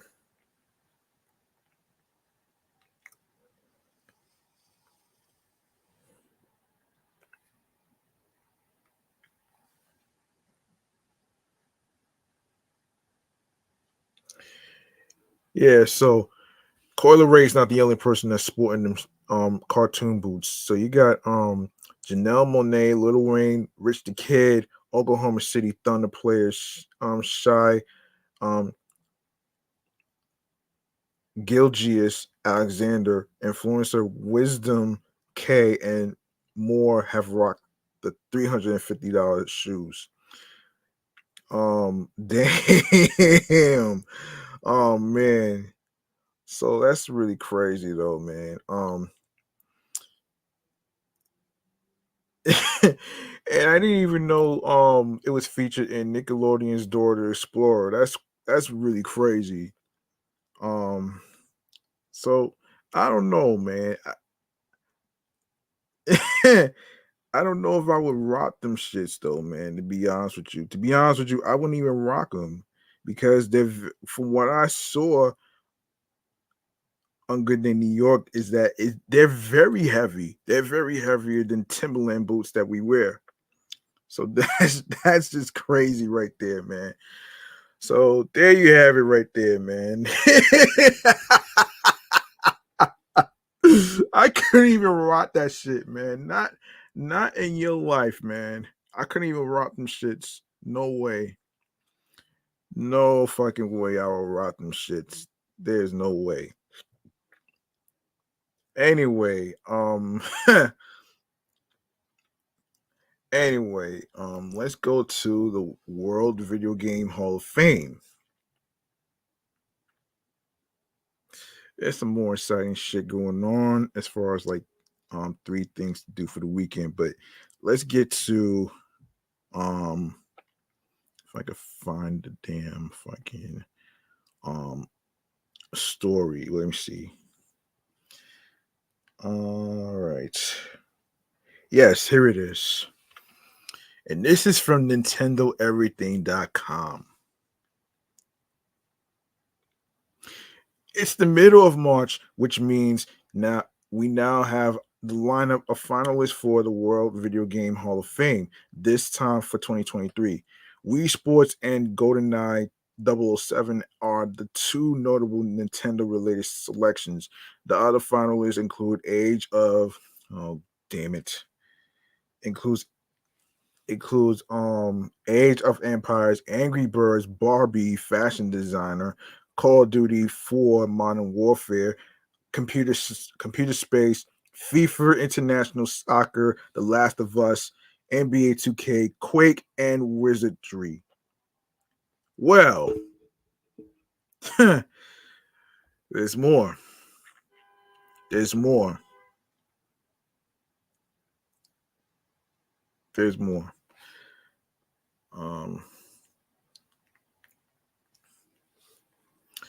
Okay, so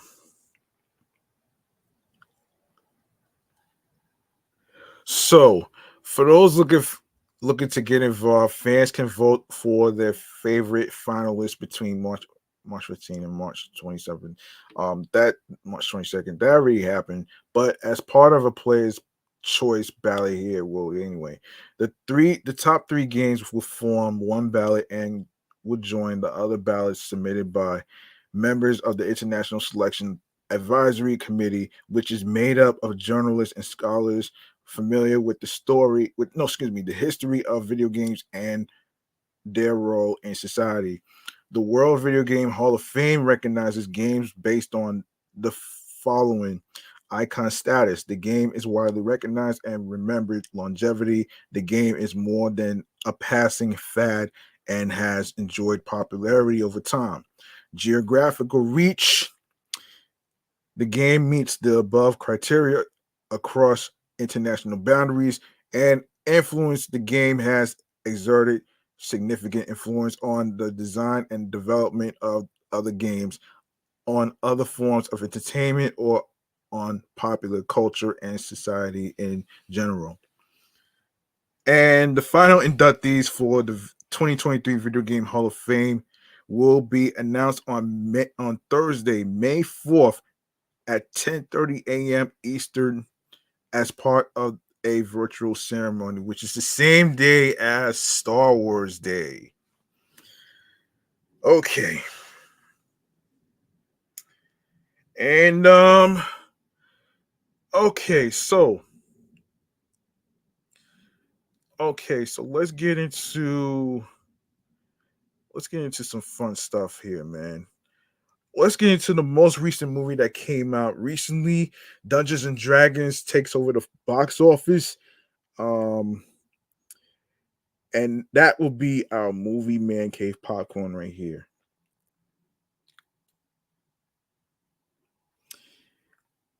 Yes. Movie man cave popcorn.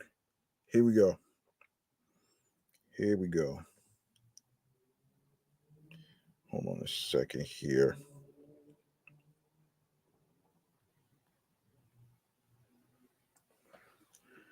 One moment.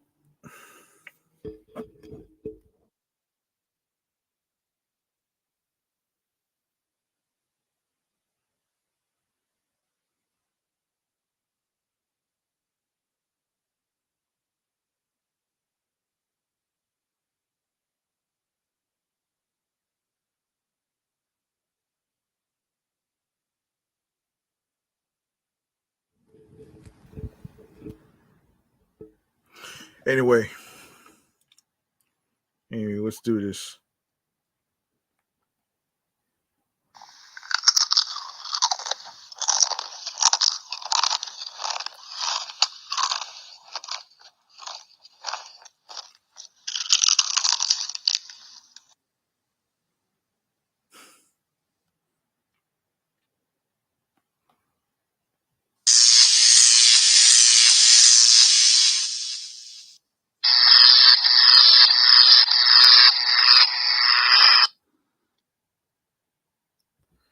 Okay. Most recent movie that just came out is Dungeons and Dragons. All right. So let's see how it did in the box office. And this is from entertainment.com, EW.com.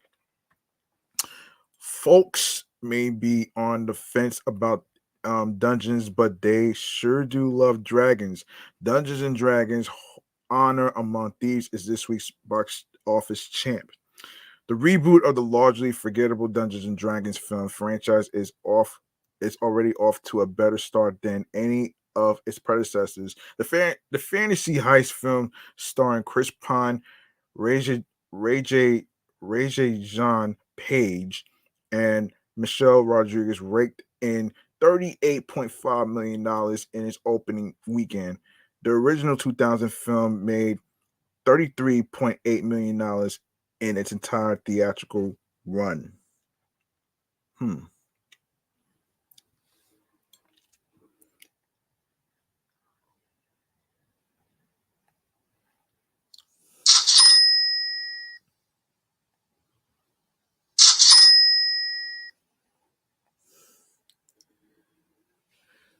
When a charming thief and a band of unlikely adventurers rather, undertake an epic heist to retrieve a lost relic, they run afoul of the wrong people and things go dangerously awry. Justice Smith and Sophia Lillis round out the adventurers, with Hugh Grant taking a villainous turn and without a red carpet in sight. The film was met with very positive reviews and audience reactions and is expected to have a solid run in the coming weeks. Honor Among Thieves also topped the international box office, grossing an additional $33 million for a global take of $71.5 million. Last week's number one movie, John Wick Chapter 4, had a 62% drop, earning $28.2 million, bringing its total so far to a killer $122.9 million domestically and a downright murderous $245 million worldwide. That's in second place. Yes. So Dungeons and Dragons is number one. John Wick Chapter 4 is in second place. Scream 6 rounds out in number 3. Is still hanging in there, coming in third place, and its fourth week of release, earning $5.3 million and inching it closer to the $100 million mark with $98.2 million domestically, while globally it stands at $152.7 million.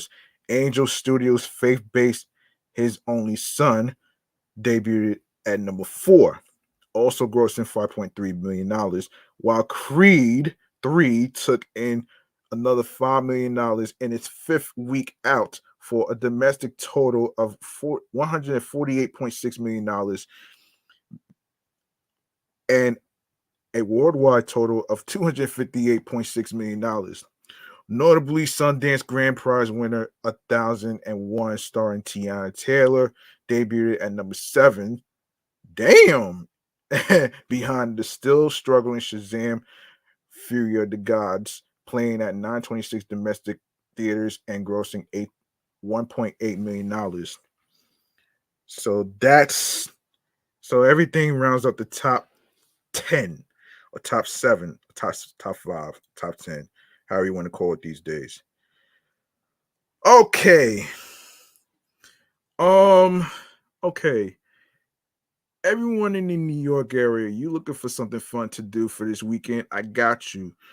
Let's start off with Hot 97 Summer Jam. Yes, and this is from Billboard, the website. So this year, renowned New York radio station Hot 97 looks to shake things up with its annual performance staple, Summer Jam with Cardi B, set to headline June 4th at UBS Arena. Cardi B looks to bring her laundry bag of hits, including Billboard Hot 100 chart toppers, Bodak Yellow, WAP, Up, and more. The Bronx um, Dynamo will have a practice round when she headlines Rolling Loud Thailand April 13th through the 15th, along with Travis Scott and Chris Brown. In June 2022, Cardi B headlined Wireless Festival, and in December, she reportedly netted $1 million for a 35-minute set at Art Basel. I got paid $1 million to perform at this elite bankers private event for 400 people and only for 35 minutes, she tweeted in response to a mocking her backyard set. In addition to Cardi B, Hot 97 enlisted a phalanx of female upstarts to perform along with the touted superstar, including Ice Spice, Glorilla, Coi Leray, and Lola Brooke. More New York representatives will also hit the stage at UBS Arena, notably French Montana, Lil TJ, and Fabio Foreign. To commemorate 50 years of hip hop, the Locks will lead the way. Younger artists such as NLE Chopper, Kenzo B, Too Rare, Shot EK, McVert, and TQ will perform at a pre-festival show hosted by Montana. According to the radio station, more acts will be announced later. Tickets go on sale Saturday, April 8th, which is tomorrow at 10 a.m. with pre-sales starting today. So go ahead and go to the Hot 97 website to get your tickets. Hot 97 Summer Jam is a hip-hop staple, and we are excited to bring the most electric show of the summer back to New York for hip-hop's 50th anniversary, said Bradford Topin, President, Chief Operating Officer, and General Counsel in a press release.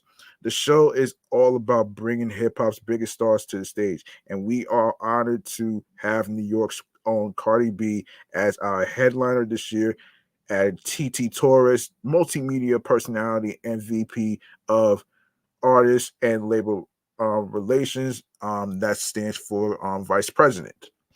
I am so proud of the strong female presence in our lineup, which represents women's dominance over the airways this year. And the lineup goes, hold on a second. And the lineup goes like this. Yes, like I said, if you go to the Hot 97 Instagram page and UBS Arena, of course. Like I said, Ice Spice is gonna be there. Coi Leray, Glorilla, Lola Brooke, French Montana, Fabio Foreign, Lil TJ, along with the Locks, celebrating 50 years of hip hop. And the rest of the names are going to be out later. So go ahead and get your pre-sales tickets at hot97.com. And of course, you can follow Hot 97 on Instagram as well. So there you go. All right. So some fun stuff to do for the weekend. In honor of Easter, I want to actually get to more of the Easter stuff. So let's get to that right there.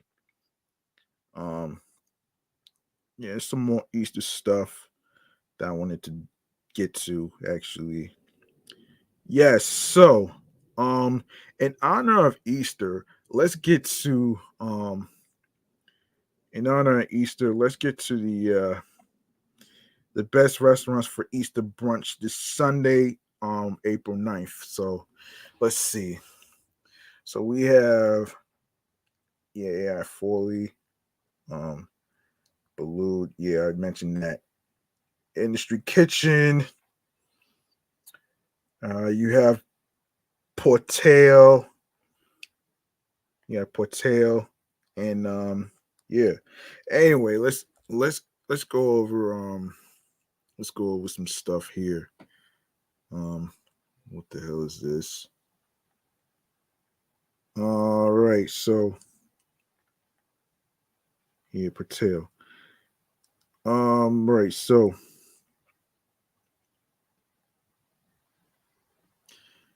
because Easter is around the corner, I want to actually want to make sure I mention all this. So yes, so let's start with the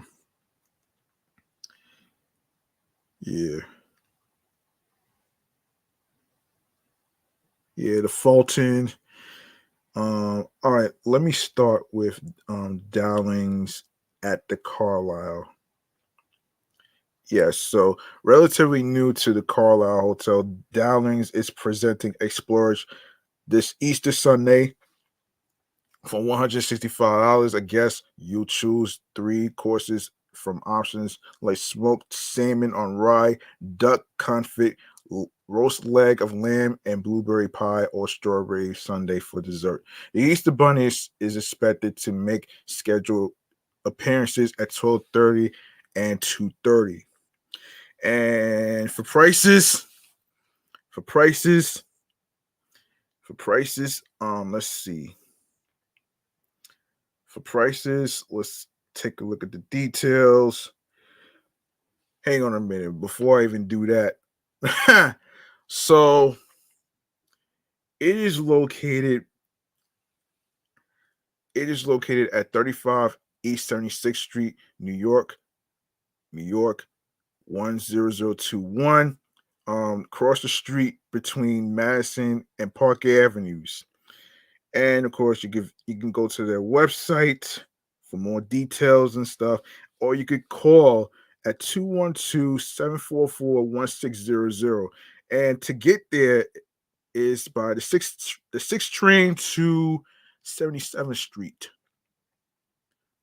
Sixth train to 77th Street. Yes, and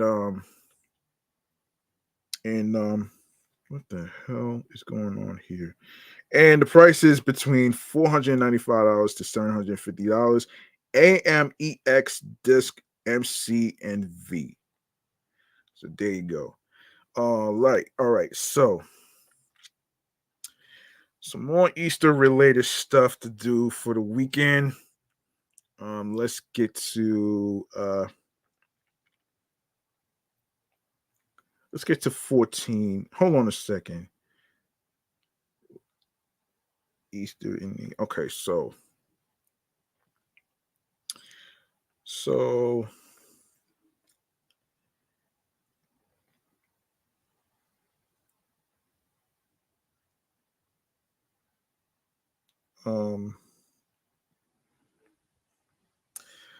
okay.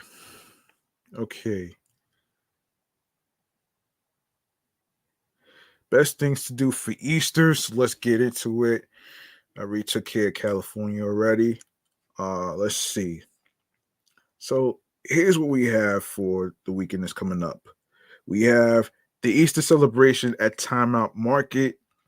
course, you can hop on by Time Out Market, New York, for a weekend of springtime celebration for Easter on Saturday and Sunday, April 8th and 9th. The market will throw an Easter egg hunt with prizes including free donuts, yum, from Dough Donuts, and free ice cream from Sugar Hill Creamery, yummers. um, Easter goodie bags with complimentary tickets to Jane's Carousel and a top photo op for you and your kids with the Easter Bunny. Tickets are $60 for one parent and one child. Each individual is each individual child rather is $30 and includes a $30 market gift card. Additional child tickets include a $15 market gift card. Wow.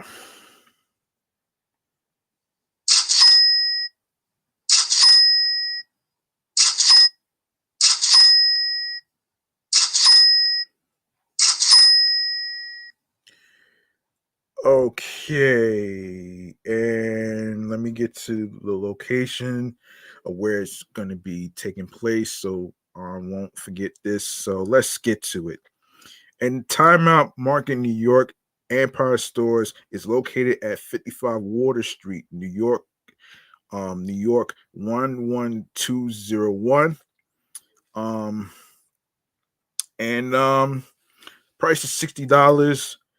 One parent, one child, $15 per individual child.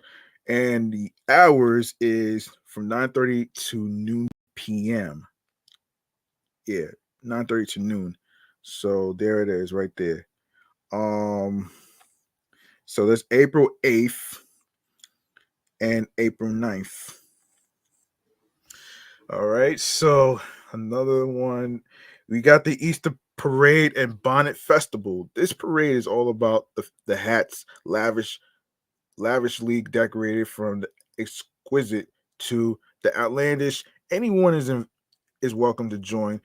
Just show up near St. Patrick's Cathedral at 10 a.m. on Easter Sunday, April 9th, 2023, to watch and saunter with the group up Fifth Avenue. The tradition dates back to the 1870s, so you might even see some participants in period costumes. But the highlight is the elaborate bonnets, some of which are truly over the top. Of course, all revelers are welcome. The only requirement is a bonnet. The more whimsical, the better. Oh shit. All right. Shout out to Custom Man Sports 9 for joining. And let's see. Let's go to where you so they had to get there. So yes. Yes, so there it is. So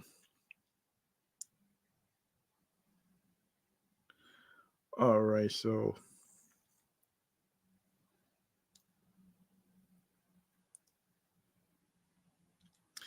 okay, so that's the parade. So that's April 9th, which is a Sunday coming up. So if you want to check out the parade, you gotta get there. I suggest you try to get there a little early, before 10 a.m. And the Governor's Island egg hunt. So talk about having an exceptional time, good time.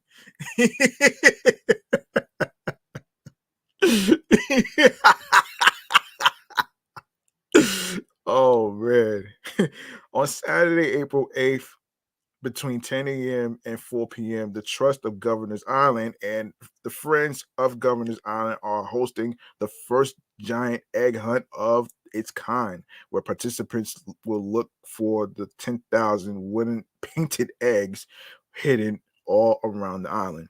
Completely free to attend, the all-day event will include an island-wide scavenger hunt that anyone can join, several smaller egg hunts tailored to specific age groups, plus a magic show, arts and crafts activities, a puppet program, and food and drink offerings. Yeah. Anyway, let's see. So, Governor's Island, of course, Governor's Island, New York, New York. 10004. And you can go to their website www.govisland.com/things to do events Governor's Island Egg Hunt. And it starts at 10 a.m. tomorrow. Governor's Island Egg Hunt is when it starts. So you can go to the website for more information and how to get there. So there you have it.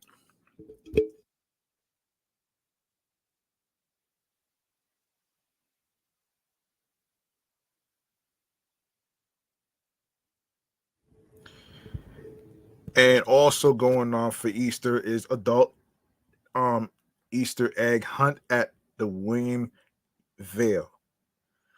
So don't let the kids have all the fun. This adult Easter egg hunt kicks off with a cocktail upon arrival that's sure to make the egg hunt even more fun. In addition to re-experiencing the childhood glee of scavenging for colorful eggs, you'll also get the chance to win prizes like pizza classes at the Williamsburg Market, floral arrangements, and Hanado Floral Design Studio, dinners for two at Westlight and Luca, and even a one night stay at the William Vale. The first ever adult egg hunt, the adult Easter egg hunt at the William Vale is on Sunday, April 9th at 2 p.m. And to get your tickets, let's see. All right, so the William Hale is located at 111 North 12th Street in Brooklyn, New York, 11249. And of course, you can go to the website www.thewilliamvale.com/experiences/adult egg hunt. And you can cross the street between Fifth Avenue and Berry Street. And the price is $35 um, per person, 21 and up only. And it starts at 2 p.m. April 9th.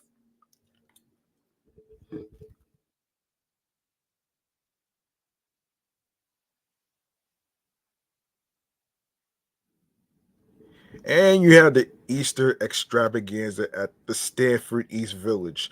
Of course, you can hop over to the standard East Village for a weekend full of Easter fun. Kick off the celebration with brunch in an outdoor yurt featuring deviled eggs, mushroom toast, and chia pudding. Wait, chia pudding. Wait a minute. Wait. Did I just see chia pudding? Wait a second, man. Wait a second. I'll have to look up the picture when I get off the air.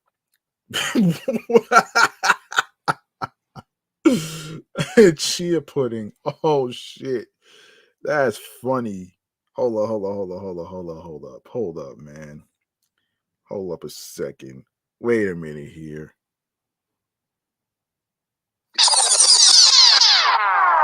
Chia pudding? I'm not sure if anybody's familiar with that shit. But anyway, man. Anyway, okay, you can even split a thermos of spiked super dark hot chocolate with friends. Brunch is available on Saturday, April 8th and um Sunday, April 9th. On Easter Sunday, join in on the Easter egg hunt with some stellar prizes. Put your sleuthing skills to work while trying to find prize filled eggs scattered around the garden. Sure, the candy filled eggs are fun, but keep an eye out for for gift cards and fun merch. The grand prize, one-of-a-kind disco ball egg that'll earn you a night at the standard each village. Another option on Easter Sunday is the drag brunch at No Bar with performances by Julie J. Okay. And of course, you have the Easter Fun and Farm Friends at the the Standard High Line, which is so the Standard High Line is bringing the farm to the city with a menagerie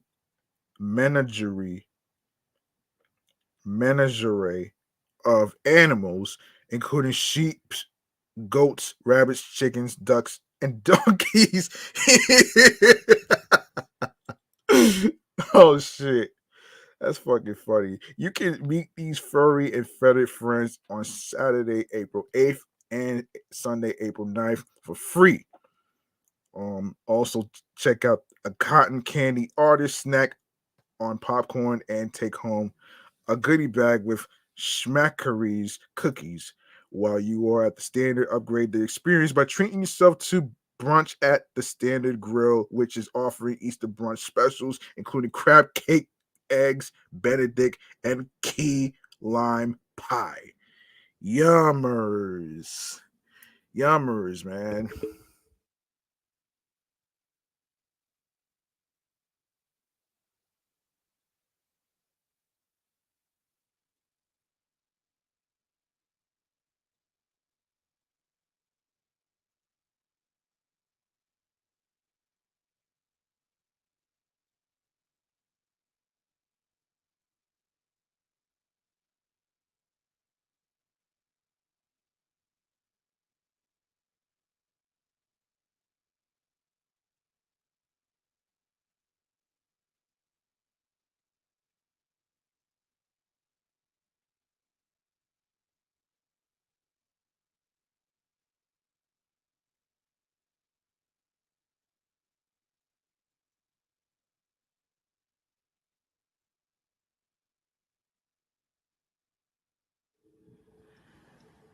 Red Highline. Okay, so Highline NYC.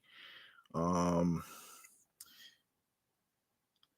and this is it's going to take place. So Easter brunch will be returning to the Standard Grill on Saturday 4.8 and Sunday 4.9. Come hang out with us for the day to see what pastel dreams are made of. Some special dishes have hopped their way onto our menu that will be sure to have you seeing rainbow skies with just one bite. Also, our furry feathered friends will be hanging out next door at the Standard Plaza from 10:30 a.m. to 2:30 p.m. So make sure you stop by to say hello. And like I said, this place is free. It is actually wait, hold on. Yeah, it's free. So Standard Grill. Let's see what's going on here. Hold on a second here. Now it's not. Wait, hold on. So the location is.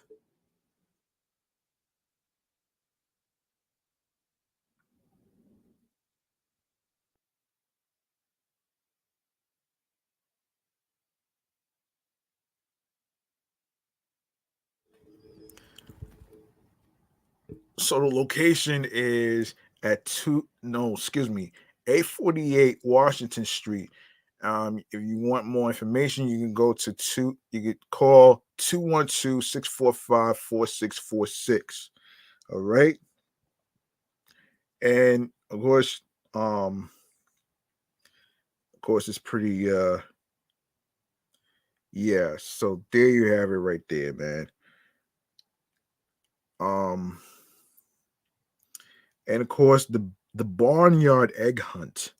Yes, so this is for tomorrow. New York's oldest continuously farm site is throwing a party for the season. Take the kids to dance the bunny hop, participate outdoor games, snap pictures with their bunny mascot whiskers, and hunt for eggs in this farm-wide scavenger hunt. Once you are done with all the themed activities, feed the barn animals and take a hayride tour. Remember to bring your own basket for the Barnyard Egg Hunt events, which is from what is it? Yeah, that's crazy. Yeah, anyways, April 2nd and Saturday, April 8th. So let me see where this is located. This is taking place at the Queens County Farm Museum, 73-50 Little Neck Parkway, Queens, New York, 11004. And of course, it you can cross the street between 73rd Road and 74th Avenue.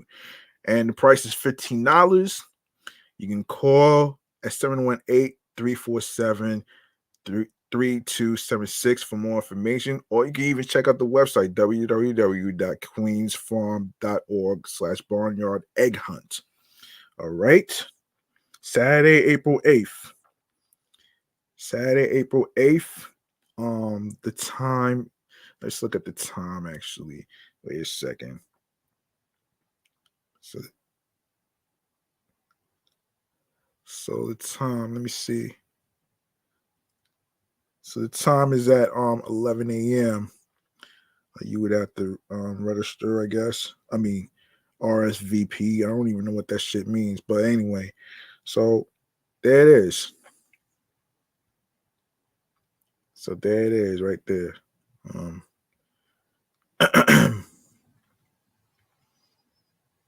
So there it is. So let's see. Okay, so I'm gonna drop in. Let me just name a few places, man. So Peeps Funny Bunny Tie Dyed Frozen Hot Marshmallow Chocolate.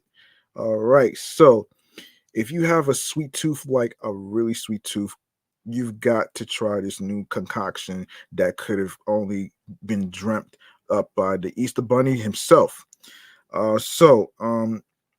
The legendary Serendipity 3 restaurant teamed up with Peeps to create a one of a kind limited edition frozen hot chocolate in celebration of Easter. The sweet treat features a goblet rimmed with frosting, Peeps, marshmallow bunnies, and candy carrots. Then the goblet is filled with frozen hot marshmallow, white chocolate, and tie-dye pastel hues. But well, wait, there's more.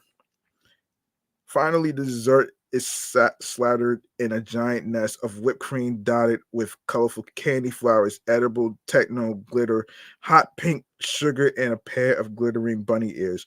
It's available at Serendipity 3, located at 225 East 60th Street from Thursday, April 6th through Monday, April 10th for $25.95. So there you have it right there. And you have the Dragon Egg Hunt. Come On's annual Easter celebration, the Great East Midtown Easter Egg Hunt, and Easter cruises with City Cruises. And you have the Slow Mo Institute's Easter Extravaganza. Yeah, you can look up the locations on timeout.com/New York things to do and things to do on Easter weekend. All right. And let me get to the let's get to the chocolate shops. Let's get to the chocolate shops right here. So Aner Chocolates. You have Jacques Torres chocolate. You have Keys chocolate, Meisel's chocolates, Marie Bell, L.A. Burdick, Mundell chocolates, Royce, not to be confused with Royce the 5'9". Fine and raw. Stick with me. La Maison du Chocolat. New House chocolate. Raka chocolate, and of course, Cruther handcrafted chocolate. All right, so you can check these out.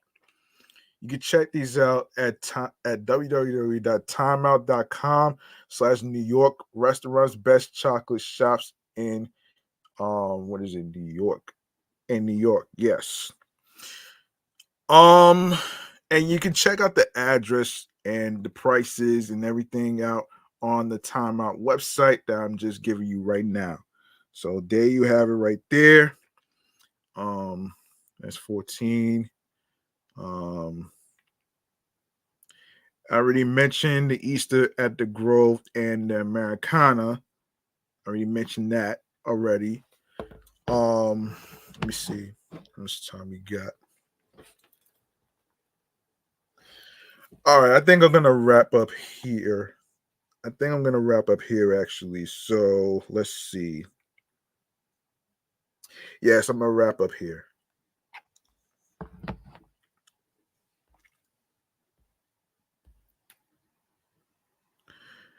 Okay, I'm gonna wrap up this episode right here.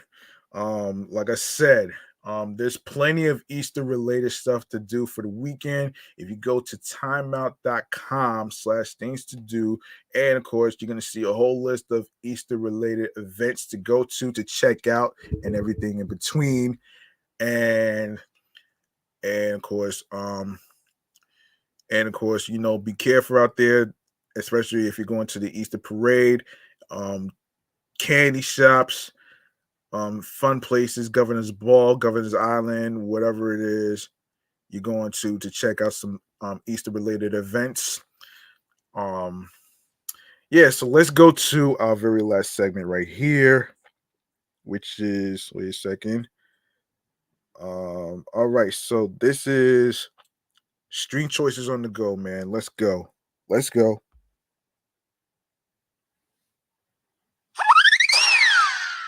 All right. You want to know where you can follow and listen to the episodes of each podcast whatsoever? Yes, you can go ahead and show your love by following Off the Meat Rack Chainz New York podcast on Facebook, alongside with Instagram, alongside with my other shows that I do on a weekly basis, which is the sports platform, which is Excellent Fun Vibrant Talks podcast, the Sports Edition show, and of course the review show of Meticulous Vibe Juice podcast. And you can also follow your homie right here, G Money Stacks, at G Money Stacks 555 in Queens, New York. Turn on your notifications for any information on any episode postponements, any episode droppings, um, and other things you never know. So keep up. I hope you enjoyed this episode right here. And of course, if you go to the link in bio where it says Linktree/G Money Stacks 555, you're gonna see a whole list of audio streaming platforms, which I will get to right now. Starting with Audacity. All right, Audacity, Audible, Audioburst, Amazon Music, Breaker, Bullhorn FM, Castbox FM, Deezer, Listen Notes, Moon FM, Podcast Player FM, Pocket Cast, Podbay, Podfriend, Podhound, Podopolo, Podorama, Podcast Index, Podcast Addict, Podchaser, Podverse, Podcast Guru, Podvine, Spotify for podcasters, aka Anchor, Stitcher, TuneIn Radio, Google Podcasts, Radio Public, iHeartRadio, the number one app for music, radio, and podcasts. You don't need a credit card to download. You don't need a credit card or debit card to download iHeartRadio or any of the apps that I just mentioned. And you can also subscribe to the podcast as well, which is Off the Meat Rat Chainz New York podcast is on iHeartRadio alongside with my other shows that I do, which is Excellent Fun Vibrant Talks podcast, Sports Edition show, and of course, Meticulous Vibe Juice podcast. Review show is also on there as well. So make sure you subscribe, make sure you rate, make sure you download the episodes, and everything in between. And make sure you rate on Podchaser, Podfriend, and Spotify, and along with sharing the episodes on Spotify as well as everything else in between. And of course, finally and lastly, but not least, make sure you go ahead and grab that subscribe button on my YouTube channel page, G Money Stacks 555, where you see all the New York episodes uploaded and posted to the YouTube channel page. Be sure to leave a like and a comment. Click on the noni bell along with alerts so you can be reminded when the show goes in the air via live stream, along with the date and time. So stay tuned for more video content, upcoming episodes, previous episodes, and of course, be sure to share the videos, share the episodes, download the episodes. Be sure to listen, stream, watch these episodes in case you miss any of them. Tell a friend to another friend. Spread the word. Word of mouth is important. Share the link that says linktree/GMoneyStacks555 along with the podcast with your husbands, your wives, boyfriends, girlfriends, and friends, and the people you are cool with from work. And of course, whether it's at festivities, carnivals, amusement parks, whether it's barbecues, birthday parties, parties at clubs, whether it's at block parties as well, and a picnic, yeah, and that part too, and and of course, um, you know, if you plan on going to any of the Easter related events, I want you to be careful out there.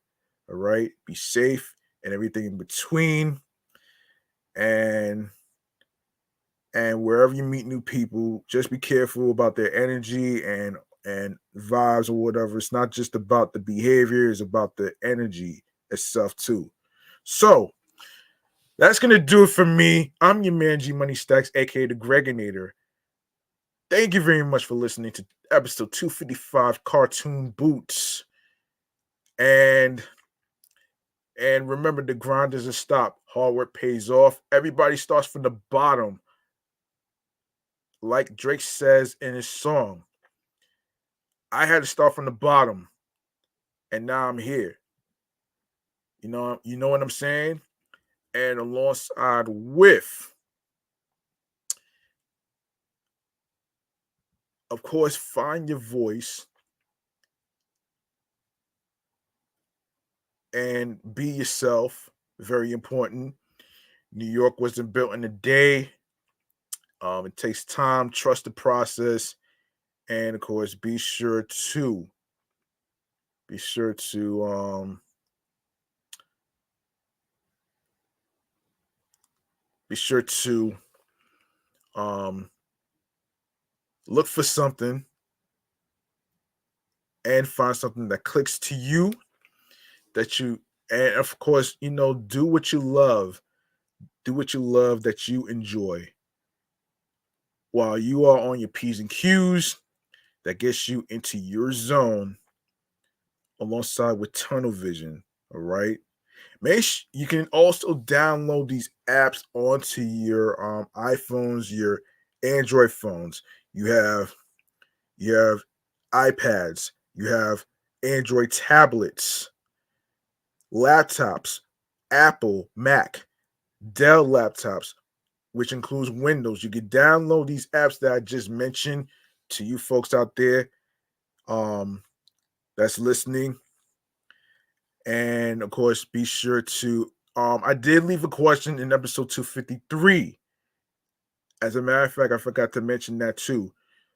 Be sure to check out the question that I just asked in regards to Idris Elba being pigeonholed as a black actor and everything else in between. So go check out the episode description where I left a question in episode 253, and along with the other episodes that I just did. So make sure you check that out and tell me how you feel about Idris Elba being typecasted and labeled as a black actor. So I already explained how I felt about that. It's more than one. Remember, I want to say this actually. You're more than just a skin complexion, man. There's more to a person than just a skin complexion. All right. In the words of Ivy Rivera, you have to validate. Nobody's gonna validate you. You have to validate your fucking self. All right. You need to be yourself. Don't try to be nobody else. And of course, check out timeout.com with all the Easter related events in New York and happening in LA, in the neck of the woods. Be careful out there. Take your kids, take your friends with you on an egg hunt, candies, everything else in between, man. And I hope y'all enjoy your Easter weekend. And I really mean that from the bottom of my heart, though, man. Y'all be careful. Y'all be safe. Enjoy your Easter weekend. Peace and one love. Peace and one love. Enjoy your Easter weekend. And remember to answer the question in episode 253.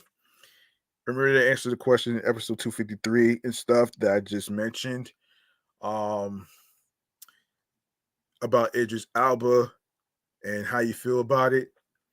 And let me know in the comments. You know what I'm saying? Peace and one love.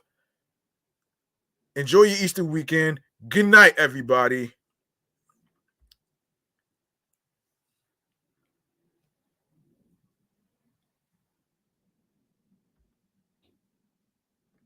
Hold on.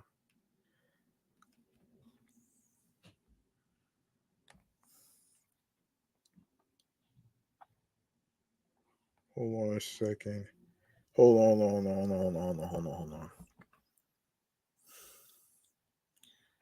Hold on.